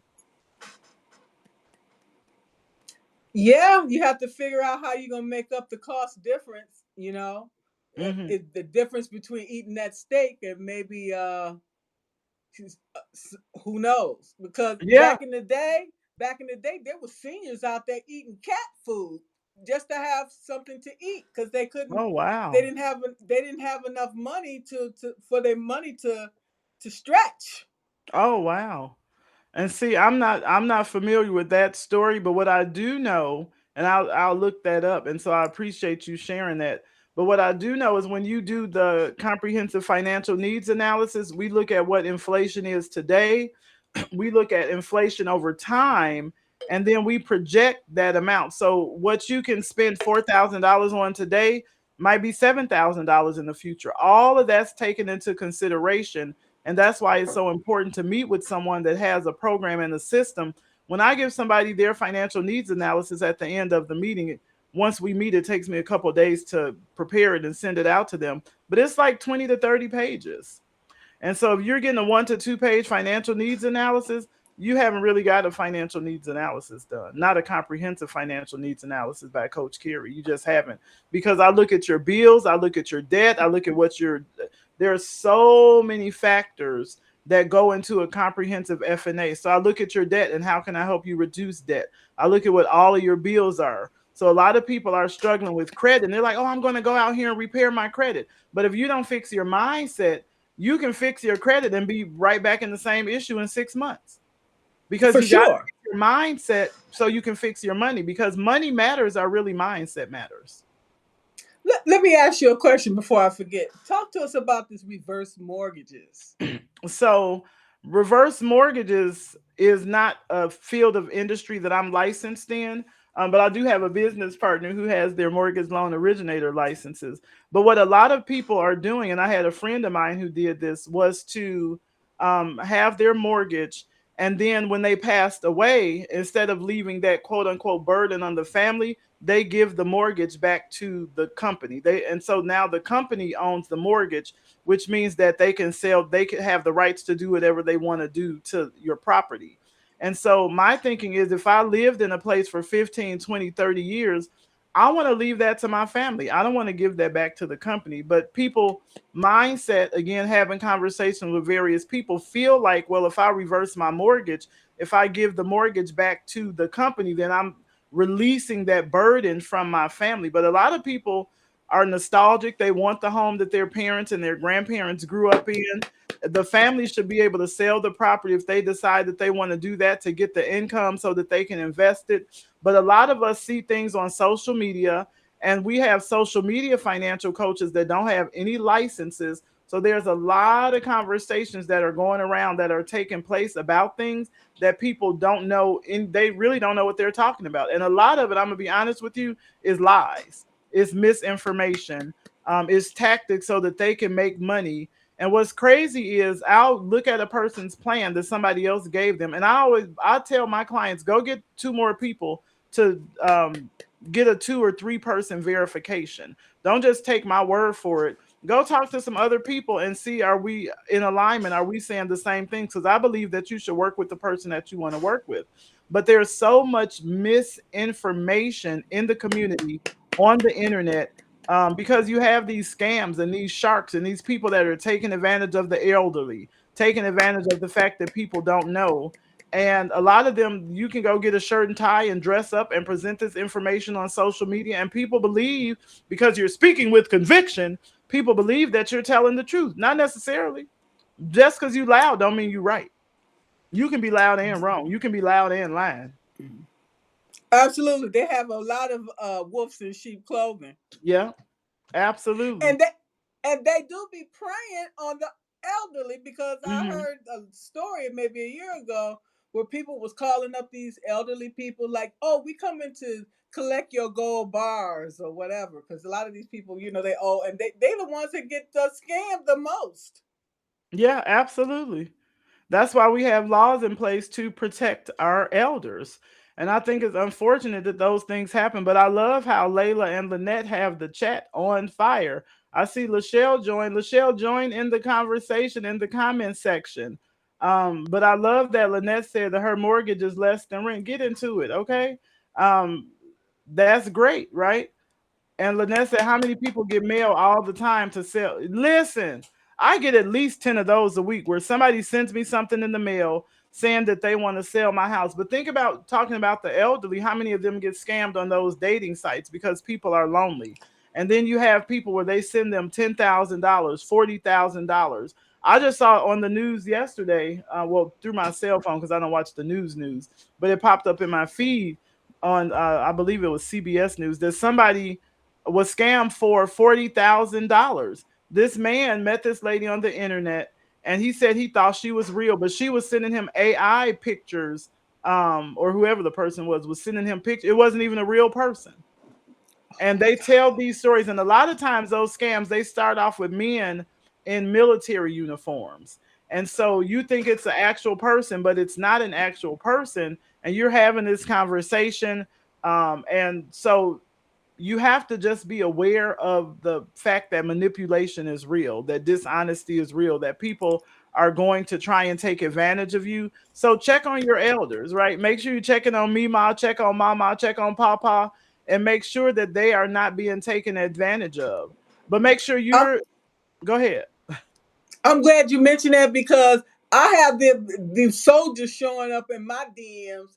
So they probably like, "Oh, she was the she. I work for the military, so I have respect for these people." I say, "Yes, sir," "No, sir," and all that. Hmm. But then they show the same picture. They Yeah, reappear. So I just block them. I don't. We don't have yeah, to talk. Okay. Once I figure it out. yep. I'm good with So blocking people. me too. I love blocking Okay. people. It's becoming Okay. a favorite pastime. Block. I'm trying to Okay. move this So alarm off my phone. It's telling me that I'm supposed to meet with you at 4, and it's 5 o'clock. We are phone stop. We already on live. Okay, we already in the game. Yep, so this we give you all this information so we can be informed, so we can protect ourselves absolutely. from right. Mhm. Absolutely. Yeah. Yeah. So, there any other questions? Yeah, we have to protect the elders. And I think about that because I have a lot of people uh over in my neighborhood, okay? And what Mhm. happened was I wanted to sell my house, okay, because it's a 5 bedroom house. I had to buy this house when I came here because this is all I could find and I had to go to work, Mhm. okay? And Mhm. it's a lot of people in my neighborhood, they live alone, okay? It's like what do you recommend for people like myself to live alone like that? And that's I think is really good. Like 3 or 4 people can live in a house together and split the bills because you think about the cost of fuel, the cost of everything is so high. Mhm. It is Okay, high. and you Yeah. can't even afford. I talked to not a realtor but whatever she was. Anyway, she told me, yeah, I can move you out into a smaller house. I would love a 3 bedroom house actually. Mhm. She said, but you're going to pay the same amount of money. So I'm like, well, hell, I might as well stay in this house. I'm gonna pay the same amount of money, and then when you rent, okay, I like, okay, well, I can rent out half of the house. But then Mhm. that causes problems too, because then you get people that you can't stand, and then you can't get rid of them. Okay? And then when they move out, you're like, damn, where I get all these roaches from? I'm like, damn. It's like, what the hell? I'm gonna just leave it. I'm just gonna leave it empty. Okay? I'm gonna leave it empty. Mhm. Okay? Mhm. Yeah, Yeah. so damned if you do, damned if you don't. Yeah, and so I think that just being mindful, and that's why it's so important to talk to our young people to set them up for success so that when they get our age and older, that they are in better positions than we are in, as elders. Because one of my great friends, Cachet, says that we are ancestors in training. And so part of that conversation is making sure that you're still building community, because I don't know if we talked yet about community, but communities now can be virtual, communities can be in person, and a lot of people who are elder and who are living alone, I see spend a lot of time on these social media platforms, doing live shows like this. I think it's a great way to give back because culturally our history was passed down through stories, and because we have Yes. children who are so engaged now in the social media and the gaming and those types of things, the idea of being able to leave a recording of yourself so that they can watch it later, I think is absolutely phenomenal. Is actually how I started doing and why I started doing podcasts. Around the time when my mother passed away, just thinking about the holidays, and was watching the Bernie Mac show, and I realized that his family could actually see him. I said, "Dang, Bernie Mac gone." But his family can actually see him. They can listen to his voice. And then I started thinking about my mom. I'm like, I don't have any recordings of my mother. I don't have any recordings of her voice. And my son's father passed away in 2023. And so I'm like, we don't have any recordings of him or his voice. And so remember I said I walked the walk, and I said every generation should get better. And so what I started doing was just recording in private sections under my YouTube channel, just things that I wanted my son to know, things that I wanted my son to hear. And then I realized that everybody is somebody's son, and I have things that are important that could benefit a lot of people, whether you're everybody's somebody's son or somebody's daughter. And so why not just record? And my first 8 episodes of the podcast that I do on Sundays, it was just me, myself, and me talking to the camera, right? And I practiced, you can tell from the recordings that I had used scripts from Chat GPT because I was trying to learn how to use all the buttons and stuff. So I'm trying to use the teleprompter, use the buttons, I use all the things. But then I developed community. And so my community shows up to my events. I show up to my community's events, but that ties back into the engagement. And I engage with the community. I show up in the comments section, right? That's part of the engagement. So people who are living alone now, podcasting is a great way for you to tell your story, in particular on Substack, but also on LinkedIn. Now, LinkedIn does crash a lot. LinkedIn, I need y'all to fix that. Um, but there are opportunities where you can share the stories that you want to share online, and you can build community that way. And there are some people who start that way and then they go and they meet in person. Now I'm not at that space yet, right? Because I have trust issues. So I'm not meeting anybody in person yet. However, as I continue to get to know people, I'm not opposed to that. Meeting people that I can actually see visually. I can see that you're a real person. It's not just a picture. And so you have to put those boundaries in place, or help your elder family members put boundaries in place that are going to keep them safe. Part of the language that I use with my son is that even though it says friend request, these people are not your friend. Let's talk about what a friend is. And so because we're using Yes. language, a lot of us think that these are our friends. I got over 7,000 friends, followers on Facebook, but I'll put up a post and one person will like the comment, and it's usually me. Okay. So it's like, that's not engagement. That's not community. So where is your tribe? Some people do really well on Facebook. They get a lot of engagement, but a lot of times they're not talking about things that I want to talk about, and I'm not willing to do anything to go viral. And so you have to understand that the journey for you may be a little bit slower than if you are willing to just do anything, and holler for $1. And so that's Mm-mm. not me, but you can still build community. One of the things that Layla just put in the chat is the coffee chat and hot chocolate chat is a great way to connect safely. So we meet with people on Zoom, similar to how I met with you this morning, Margaret. We meet with people on Zoom. I do coffee chats, right? Layla does the hot chocolate chats, but it's a great way for us to meet people. So what I've learned Mm-hmm. recently is that everybody is not who they present themselves to be. So not only should you Tell me meet about it. and so not only should you meet the person for that coffee chat or that hot chocolate chat, or if you want to have a tea talk, or if you want to have a coconut water chat, whatever your thing is, right? Or just a Zoom meeting. You ain't even got to name it something, right? Or a Google Meet or a Teams meeting. But as you're meeting with individuals and you're having those one-on-one conversations with them, right? Then you want to go to their page and see, how do they treat people? What types of things are they writing about? What types of videos are they posting? What type of language are they using? See, I don't have online conversations about politics because my clients could be from any political preference. And so I don't do a lot of conversations about politics. I do have those conversations, but privately with friends. And I don't do a whole lot of conversations about religion because my clients might be Christian, Muslim, Buddhist, non-denominational. And so I keep private conversations private, but publicly I'm going to talk about prosperity and getting wealthy and collaborating and communicating and engaging with people, because those things are universal and those things are important. And I'm definitely going to talk about safety and keeping our elders safe, making sure that we're raising our children up properly. So keeping the elders safe, part of that is building community and engaging with people. But I honestly believe that the other part of what we have to do is look at the people that we're connecting with, look at their social media footprint, and make sure that these are people that you want to collaborate and partner with.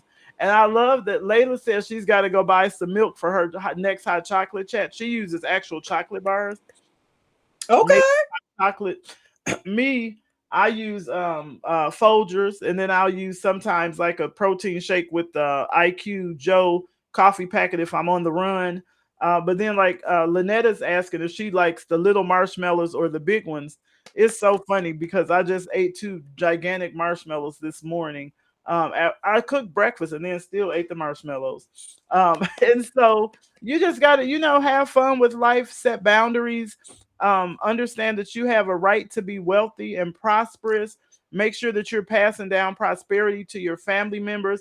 Protect our young people, protect our elders, and give from the overflow. Yes. Yes. Yes. Yes. Yes. Anybody have any questions for Coach Carrie? I see. Well, the next question is about marshmallows. And then Layla's saying doing your due diligence and ensure you're doing research about who you're connecting with. Absolutely. Yeah, no doubt. I can't. I'm Because not some doing people that. have fake profiles. They Some people, do, and I've experienced that. yeah. Some people have fake profiles, but here go the other thing. Some people have real profiles, but are fake people. Get into it. That too. Okay. Right. And so I want to clarify because I know we talked a little bit about reverse mortgages, and I know I said that's not my area of expertise, but make sure that if you have questions about reverse mortgages, that you research the information. So I'm not 110% sure, and I like to be confident when I speak, and I like to make sure that I'm communicating information that's accurate. So make sure that you look up the information about reverse mortgages, if that's something that you're interested in. There are different types. I do know that, and I do know that I had a friend who gave her house. I mean, her grandmother passed away, and they gave the house and the property back to the bank, and so. You just want to make sure that if that's the right term, right? If that's what a reverse mortgage is, but make sure you look up the information. That was like me. They were talking about, so y'all know probably right in the next couple months I'm gonna have my mortgage license because she didn't ask me a question I don't quite know the answer to get into it. So I love that because that's what community is about. Is you don't want to ever stay where you are. You want to grow, you want to expand. And so while I'm licensed in financial services, I don't yet have my mortgage loan originator license. And I know some information about mortgages, but if somebody's asking you a question, don't fake it till you make it. Let the people, this is what I think it is, but you should get some additional information. I'm not sure what it is, but I'm the type, I told you, I don't like people talking over my head. So now I got to go get my mortgage license. Thanks a lot. Okay. And I was noticing on IG that you can buy, say you could buy a piece of land from a company, and then after that you can get a construction loan, you know, to and like if you want one of those small tiny houses or something, or and have it stacked up, you can do that too. It's a lot Hmm. of things you can do, Yeah. but you just have to know who to talk to, right? Absolutely. Absolutely. Because when I built my house, actually in 2020, um, there was a lot that I did not know about building a house. So for instance, let me tell y'all this. This is crazy to me. So I look at the picture of the models of the house, and I'm like, okay, that one is pretty. I want this house. So I come to my house and I look at the land, and it's about a quarter of an acre of land. I didn't want to have to do a whole lot of cutting grass. And so they build the house, and then I'm like, oh, my house is so cute, everything is going well, but I couldn't move into the house. And I was like, well, I don't understand. So the city that I live in, the township that I live in, you cannot move into your house if you don't have grass in front of your house. And I said, well, don't the house come with grass? Like it's grass out there. And it was like, Carrie, that ain't grass. Those are weeds. And you have to put the lawn in. And it was $7,000 to Hmm. put them. I was like, what? So get the grass, right? That's $7,000. We finally get the keys to the property. And so now I'm like, okay, this house is beautiful. But I'm noticing I'm not getting any mail. Didn't have a mailbox. I said, "Oh Lord, I got to buy a mailbox." So you have to put it. If you Hmm. build a house, you got to do everything. So I had to buy the grass. I had to buy a mailbox and have the mailbox installed in front of the house. So there are a lot of things that people just may not be aware of. And the money that I had saved to do certain things in my house, I had about $10,000 at that time saved up, but $7,000 of it went to the grass because I didn't know. And so, and they didn't tell me because they just wanted to make sure that they got their commission. So people aren't Of always course. looking out, for your best interest.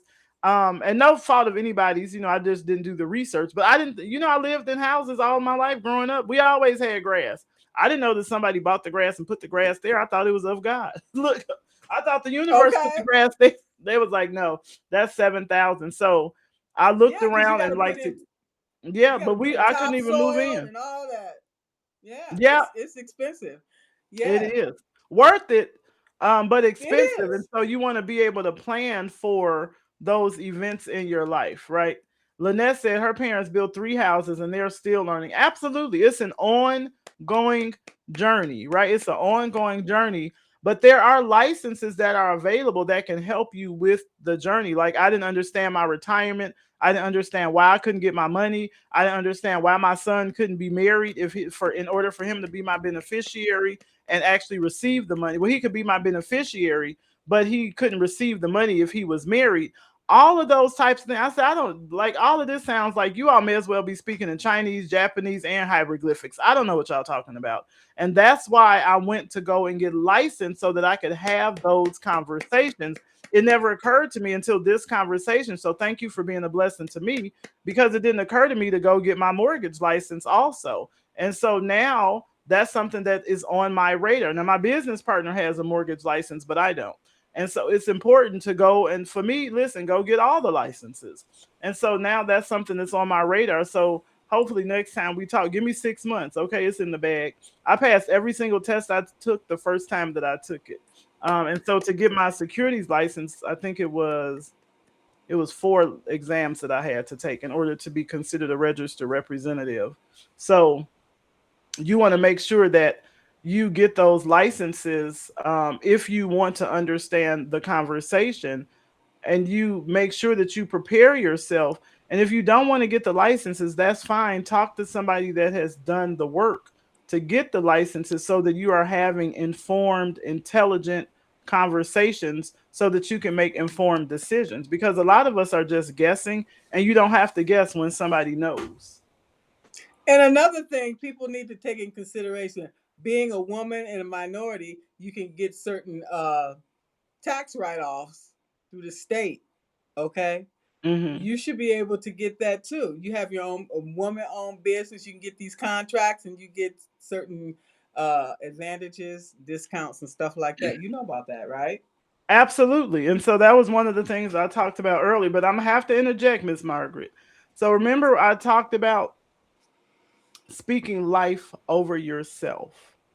And so one of the words that I stopped using when it comes to myself is minority, because by definition, minority means less than. And baby, I'm elite. I'm not less than. And I know you didn't mean that, but this is just, Right. for me personally, that's one of the words. Those types of little subliminal messages that they give us, and that language that they give us, just something to be mindful of. But in the context of the conversation, there are a lot of what they call minority grants. There are a lot of funds available for people who are considered minority or considered women of color. There's a lot of grants and funding that's available. And so if you're looking to have a business, that may be something definitely to look into, something to take advantage of, because there are resources that are available designed specifically to help families, to help people, to start their businesses. And there's a lot of businesses that you can start where you don't need any money at all, outside of making sure your lights and your electricity is turned on and your internet is turned on. Because this conversation here is really, I mean, Substack doesn't cost anything but your time to get your platform set up. And now you can have this conversation here, and then you can use different types of, if you have a service for sale or products and services for sale, you can use different platforms or different websites. Now, those things sometimes will start to have fees, but a lot of them will let you start those things up complimentary. A lot of times they'll say, well, we'll give you a year for free if you set up your website on our platform. Now, of course, the website is going to cost you a certain amount per month, but start researching. Layla and I met earlier today to start looking at certain things, and just looking at the cost, comparing the cost of things in the United States to the cost of things in Canada. And so you want to make sure, and that's a for-profit conversation. But I also want to say this. I would be remiss if I didn't mention this, because I've used this word about 4 times in this conversation. The word is beneficiary. And so I want to remind people that as your life changes, make sure your beneficiaries are up to date. You don't want to pass away and your ex-husband or your ex-boyfriend or your ex-girlfriend or your ex-wife gets everything because you did not take their name off the policy. You did not take their name off of your retirement accounts. So as your life updates and upgrades and changes, make sure that your beneficiaries are current. But it don't just have to be your ex-boo, right? Sometimes you might have another child and you didn't add their name to the policy. So if you've had a new baby or even a new grandbaby, add their name to the life insurance policies. Add their names as your beneficiaries on your retirement plans from work. If you have gifts that you're planning to leave to your children or grandchildren, make sure that as family members are having children, that you're adding those names, because it becomes a lot of fighting and breaking up families because there's no will, there's no trust, there's no living will. And so now we're fighting over things that really should be helping the next generation get to the next level. You saw that movie that I don't know if you've seen series, Succession, but I would recommend having a third party executor because family be fighting over that money. It's like, no, it's mine, and then they band together, and then they try to figure out how they gonna cut the other person out so they can take it all. So, and Yeah, well, then we look at that's the benefit of having the trust, is because you're going to have a exactly trustee, right?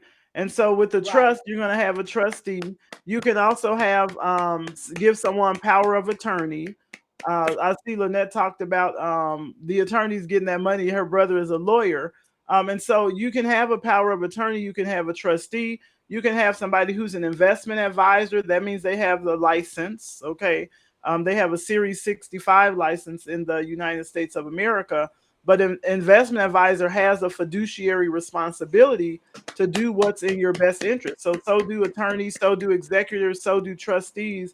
But that's why you want to get those things set up now and get rid of that attitude. Oh, it ain't my problem. I'm gonna be dead. That's a That's terrible attitude and disposition to have.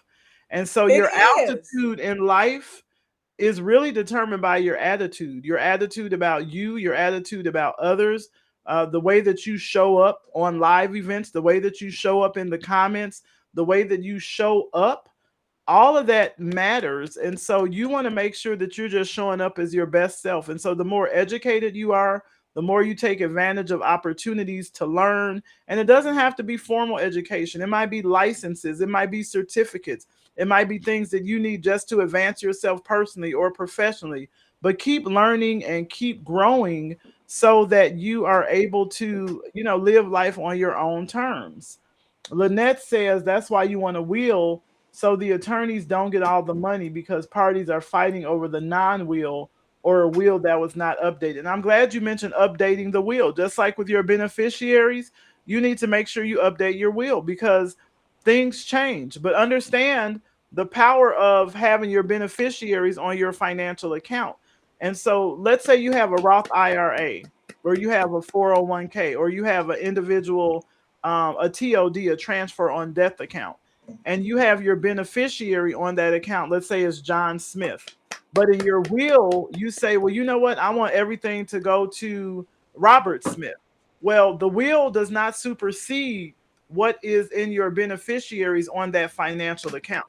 So that's why it's important to make sure that those things are updated, your will, your trust, your living will, but also updating your beneficiaries, because the financial account and who is the designated beneficiary, that's who that money is going to go to. And if you updated your will, but you didn't update your money, that can cause a problem too. We've seen that with Sherman Hensley. Okay, I don't know if that ever got resolved. Prince. Okay, Aretha Franklin. They said they found a napkin inside the couch pillows. Okay, so when you have stuff like that, you cannot close anything out. I don't know how the probate situation goes, so it behooves everyone to handle your business early on. And nobody put it in the comments about how much a financial needs analysis costs, or at least I didn't see it. But they're typically between $500 and $2,000. That's the average cost of a financial needs analysis. But that's something that I do for people for free, because I believe that people should know their financial independence numbers and their income protection number. You should, even if you are not in a position to make a decision, you don't have to move any money, but you should at least know. So how can you focus on what you want if you don't even know what you should be aspiring towards? And so I'm just kind of look back through the comments to see if there's anything. I want to make sure that we address everything. You ain't lying, Lynette, about the crab buckets, okay?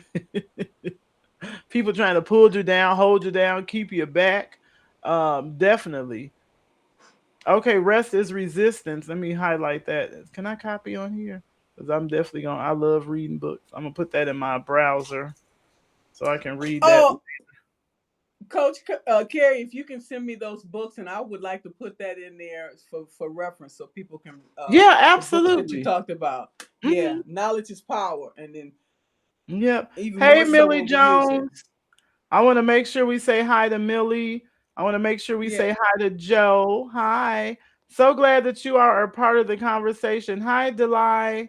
Um, so when you all go to live events, I'm gonna give you a free engagement tip. If you actively work to say something of value in the comments, is so helpful to the people who are doing the live streams. One, it helps the algorithms, right? And so the more comments a person gets on their live stream, the better for their platform, the better for their algorithm.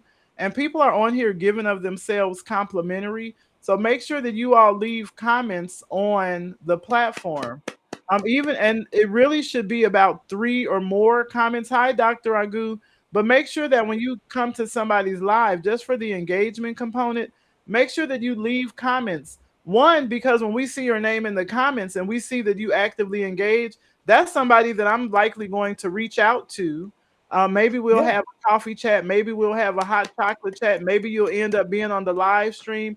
Maybe we'll just have a private conversation. But it may be something as simple as maybe I'll just subscribe to your page. Maybe I will just comment on something that you posted. Maybe I'll just share something that you posted. So engagement looks different for different people. Everybody doesn't want a podcast. Everybody doesn't want to be a guest on a podcast. But if you come to somebody's show, just say, "Hey, how are you?" in the comments. One of the things is that it should be 3 words or more. So what I always do is I say, "Hey, checking in from Indiana." That's 5 words, right? And then I put the little heart emoji. And people say, "Why do you use the heart emoji?" Because I believe in spreading love. So I put as many heart emojis throughout the conversation as possible. But if you're watching, make sure that you say hi and then just say where you're checking in from. And I love that too. I love knowing where people are from. I know that Margaret is from the D, but she lives in Alaska. That's how we had the mix up this morning. And so I'm from the south side of Chicago, but right now Hey. I live in Indiana. So I've lived in Indiana, Illinois, California, Nevada. I lived in Nevada actually 14 years. So that's the second longest place. But I've also lived in North Carolina as well. But it's fun knowing where people are from and being able to connect with people. So that's just part of that engagement is even if you're busy, take a few seconds to say, I know I don't have emojis on my on mine either, Lynette, on my computer, but I can use them on my phone. But if you're on your laptop or your desktop, you can't do the emojis. But we appreciate Lynette and we appreciate Layla being active in the comments and Michelle being active in the comments. Now, Michelle, you write coconut milk and hot chocolate. It is wonderful. I don't drink regular milk. I drink almond milk, but I love coconut milk. And did you know, Lynette and Michelle and Layla, that they also have, the Cool Whip, not the whipped cream that you can put on top of your hot chocolate. They have it in the coconut and in the almond milk. And so I take the little can and I'll put that on top. When I'm feeling a little bougie, and I'll put that on Hey. of my hot chocolate. Or if I'm drinking tea, sometimes I put it on there too. Yeah, so you learn different things about different people, different ways that you can prepare your drinks. I just learned something new. And so get engaged in the comments. That's part of what you talked about, Margaret, with that loneliness and people um who may not feel like they have a community, but that's part of how you build community. Because we can't see, well, I can't see, I don't know if she can, who the 24 people are. Oh, if you click on the 24 people, then you can see who they are. Um, I can't. but put your name in the comments and say hi. And that's if you want somebody to connect with you. Because your presence matters, you matter. And I'm glad you're here, right? I'm happy that you are here and engaging. Oh, Dr. Kimberly, come on in the build. Listen, you had a wonderful time. I love that. And so that's somebody that we can subscribe to. I have a goal for myself and everybody in my circle to get to 500 subscribers on Substack. And a lot of people have Okay. 20 because Substack is newer. Some people celebrity status have, millions, but a lot of people, have a few thousand. Some people have a couple hundred. And then, some people may have 20 or 30. I just connected with somebody the other day. Sensei Fred Jordan, he just joined Substack. He's got 2 subscribers, right? So go to his page, look on my page and find people who are really doing great things in the community and subscribe to them so that we can build our community and build our platform. Because the other thing is, when you think about starting a business, social media in and of itself is a business. If you're on here, if you're on your cell phone, you're doom scrolling, they call it. Why not turn it into money? And that's one of the ways that you can start to monetize your social media platform, is getting more subscribers and actively engaging in the comments. So actively engage in the comments with us. Okay, come on, Dr. Kimberly said, take it. See, Dr. Kimberly, you like me. I got to move all these books out the way. But that's what I do. I take notes, and everybody knows, if you don't know, you're going to learn today. My favorite color is pink. So I have all of these Hey. ink pens, pink pencils. And so I use these and I take notes. But if you ever want to be a guest on my show, I do 2 shows. I call them shows, but the language I think is video podcast. And I do Sunday, I do a show called Clarity from the Heart. And that's where I really dive deep into, money matters or mindset matters, really trying to help people to regulate and understand how to heal themselves from the inside out so that they can become wealthy. So I do that on Sundays at 5 p.m. Central Standard Time, 6 p.m. Eastern. But then the coffee chats and the cocoa chats that Layla and I do, we kind of started having those, and they were such great conversations that we started writing articles, because it's like, dang, you're a really great person, but I'm the only person that knows about it. And so, as a way to build community, we started writing articles about the people that we were meeting. And so, I have my perspective of the person that I met with. And I said, wouldn't it be amazing if they could tell their own story to my platform? And so now I have a show on Saturdays at 2 p.m. Central, 3 p.m. Eastern. It's called Carrie Connects. And what I do is I connect people that I've met in coffee chats, and I connect them to my community so that my community can benefit from what they are offering. If they have a service that they want to sell, we talk about their business at the end of the show, but it's really about, for me, getting to the person behind the product so that we can have authentic, genuine connections, and I can really help my community, because I send my clients to people that I trust. Sometimes my clients are looking for lawyers. Sometimes they're looking for credit repair professionals. Sometimes they're looking for event planners. They may just be looking to get t-shirts done or get cups decorated. Maybe they're looking for soaps or, cleaning products or bath products. Everybody's looking for something. And so the more that we can share what we're doing, the more we can build our businesses. And I know some people have been burned, and some people it wasn't reciprocated. It don't always come from the person you're going to expect it to come from.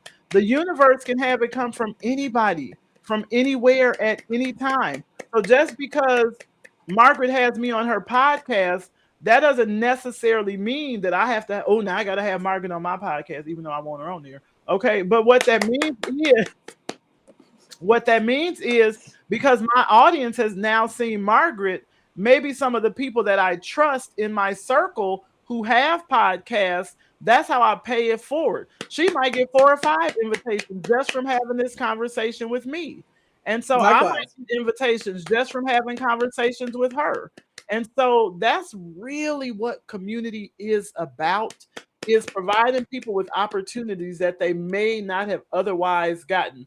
I'm the first person to say somebody's name in a room that they're not in that I know can bless them.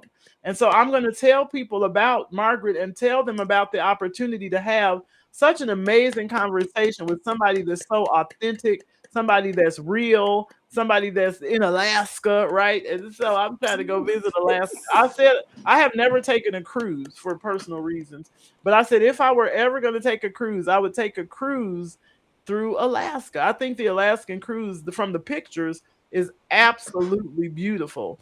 But have these conversations, engage in the comment section, meet with people, talk to people, build your network, because your network is what's equal to your net worth. And if you want to continue Yes. to add value, financial value, spiritual value, emotional value, you might find a gym buddy, right? You might find somebody that's willing to get on Zoom with you and you guys work out together. The possibilities are endless. It's endless possibilities on what we can do through these social media platforms in terms of community, currency, and collaboration. And we have shown what's possible. And so we want to see you all out there, okay? Spreading peace, joy, and love, okay? Because that's what we're about over here, okay? That's it. That's what we Okay. are about over here. Hi, You are Just the Human. amazing. It says Just the Human joined. I love it. I love that name. Just the Hey, Human. And then absolutely. uh Dolly Mama joined again a little bit later in the conversation. And then I wasn't here at the beginning again because of the time zone mix up. So I'm trying to scroll backwards and see did I miss saying hi to anybody. Gilda Johnson. Hey Gilda. I didn't see you. Hi Paul. We said hi, unfiltered extract. Get into it. I love that name too. See, I just want to click on that person just because of the name. I like that. Unfiltered Hey, extract. I wonder what that's about. And Dr. Agu Sergius Alex. But make sure you all connect with each other. Lyrian Everweaver, people who are actively engaged in the comments in this conversation are probably people that you want to connect with, because those are the people that are going to be actively engaged. So we have to get away from just collecting numbers. Oh, yeah, I got right? 10,000 followers, but you got one person on your live. Okay, stop. Right. And so people are not really connecting and collaborating. And sometimes people pay for followers, right? And they pay for subscribers. And so they don't have necessarily those authentic relationships. And even if you do, I mean, the platforms have it available because it's a thing, but start building relationships, even if you pay for followers, pay for subscribers. I never have. However, if that's your thing, work on, going to people's pages over time and seeing who you can really build authentic relationships with. Your first message to a person shouldn't be, "Hey, I sell this product. You want to buy it?" Like That's a turn off. That turn that turn listen. off. I'm gonna tell you, that used to be me. I learned that through a company that I was with, and 25 a day, 50 a day, and I was like, "I'm selling this stuff, and do you want to buy it?" And people block me, delete me. Some of them was family. Okay, be the first ones. All right, I had to call, unblock me. I'm sorry. I'm sorry. But you wanna so now what I do is, that's why I started doing no pitch coffee chats. It's no pitch. I'm not trying to sell you anything, and don't try to sell me anything. And I had a couple people that came to my coffee chat, and they decided they wanted to try and sell something, but that's not what it's about. And that doesn't mean I won't ever shop with you, or that I don't want you to be my client. What it means is that I want to know who is the person behind the product. Can I trust my circle with you? Can I trust my client base with you? Can I trust myself with you? And so I want to be able to know who the person is. Michelle, I know, right? Listen, Michelle, that was a strategy and a tactic that is taught in a lot of industries. And so I didn't know any better as a former public school teacher joining a company. I was like, okay, I'm just going to do what they say. They know what they're talking about. But then I realized, hey, that's how I joined the company. And I really didn't like how it felt. But because it was somebody I knew, I still went anyway. It turned out to be a blessing. But that's not really how I want to present myself to the world. So I like to take my time and no pitch coffee chat, get to know the person, research, what they have going on in their life and in their circle, and then make a decision if that's somebody that I want to introduce to my circle. Absolutely, because just because they got money and this all the other, don't mean that that's the right client for you, right? Absolutely. Yeah. Yeah, and a lot of people that I meet with aren't my clients, because my financial clients are school districts, entrepreneurs and franchisees. So a lot of times when I meet with people, I already know from the beginning that they're not necessarily going to be my financial client. There may be an opportunity to help them with engagement and visibility. They may have teenagers ages 13 to 17 that I can help with my after school program. But I introduce myself, and then most of the time is spent talking about the person. And the last question I ask, which is crazy how people it's funny how people are always so surprised, but my final question is always, what can I do to support you? And they're like, what? I hadn't thought about that. And it's genuine. Like, what can I do? Do you want me to share a post? Do you want me to subscribe to your YouTube channel? Do you want me to subscribe to your Substack? Do you want me to just let people know that you exist? Do you want me to be a guest on your podcast? Do you want to be a guest on my podcast? Are you trying to get visibility? What can I do to support you? And sometimes people just want me to check in the next week and see how they're doing. And other times people are looking for opportunities for visibility. And it just depends on what the person is looking for.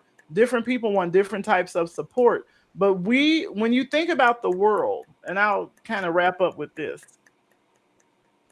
When I think about the world, and the world is really what we would call a macrocosm, meaning it's gigantic, right? So the problems that we see in the world, the challenges that we see the world facing, it's really because of the microcosm, the individual person.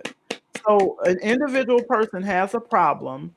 They take that problem to another individual. Now a group of individuals are discussing it. And now this group of individuals who is upset and angry about whatever they're upset and angry about, now it has become a war between countries. And not just the war that's happening now, I just mean war in general.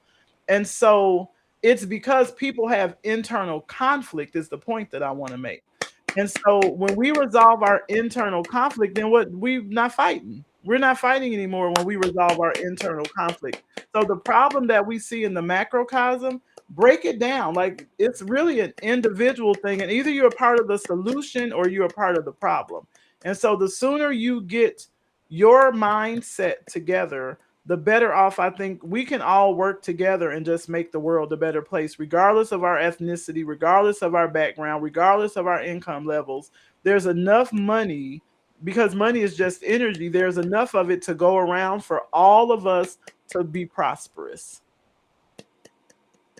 Yes, yes. This has been a powerful conversation, sister. Thank you so much. Thank you.